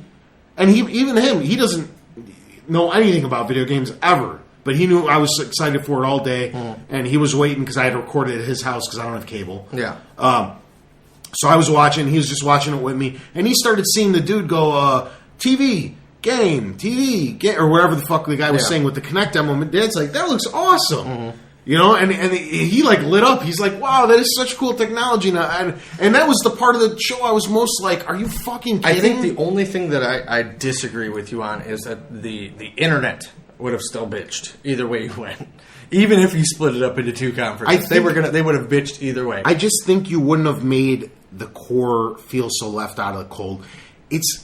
It's exactly how I feel what Nintendo did to me like 15 years ago. No, I get that. They just forgot about who made them who they are. I get that. They left you out in the cold. I think and Sony's the only one like, come with us. Come with us. Don't worry. We got your back. Well, because they realistically, they need that right now. That's what Sony needs. Yeah, with all the improvements that they've done so far, they need to welcome people with the open arms. But on the flip side, maybe Microsoft, and this goes back to when we were trying to determine, do we give them credit? Are they smarter than what we think? They know that people are going to tune into E3. They know that's where they're going to showcase their games. That's where they're going to. Yeah, but that's where you drive it home 2 months before the fucking console. I get that, but I'm saying until we get there, you can only speculate. Yeah. Well, I suppose that'll do us then. We went Megacast. Hope you enjoyed it. Hope you stuck all the way through. Let us know in the comments if you finished this bitch. Yeah. I'm curious if somebody got all the way through this. Yeah, I will give shout-outs next week to every person that actually finishes it and can say the secret password that Tony's going to say right now. Cornhole Bungholio. Got it. Anybody that can repost that on YouTube, I will give you a shout-out. That's how we know. All right. Aside from that, this has been episode 68. Thanks for tuning in, guys. Catch us next week, same time, same place.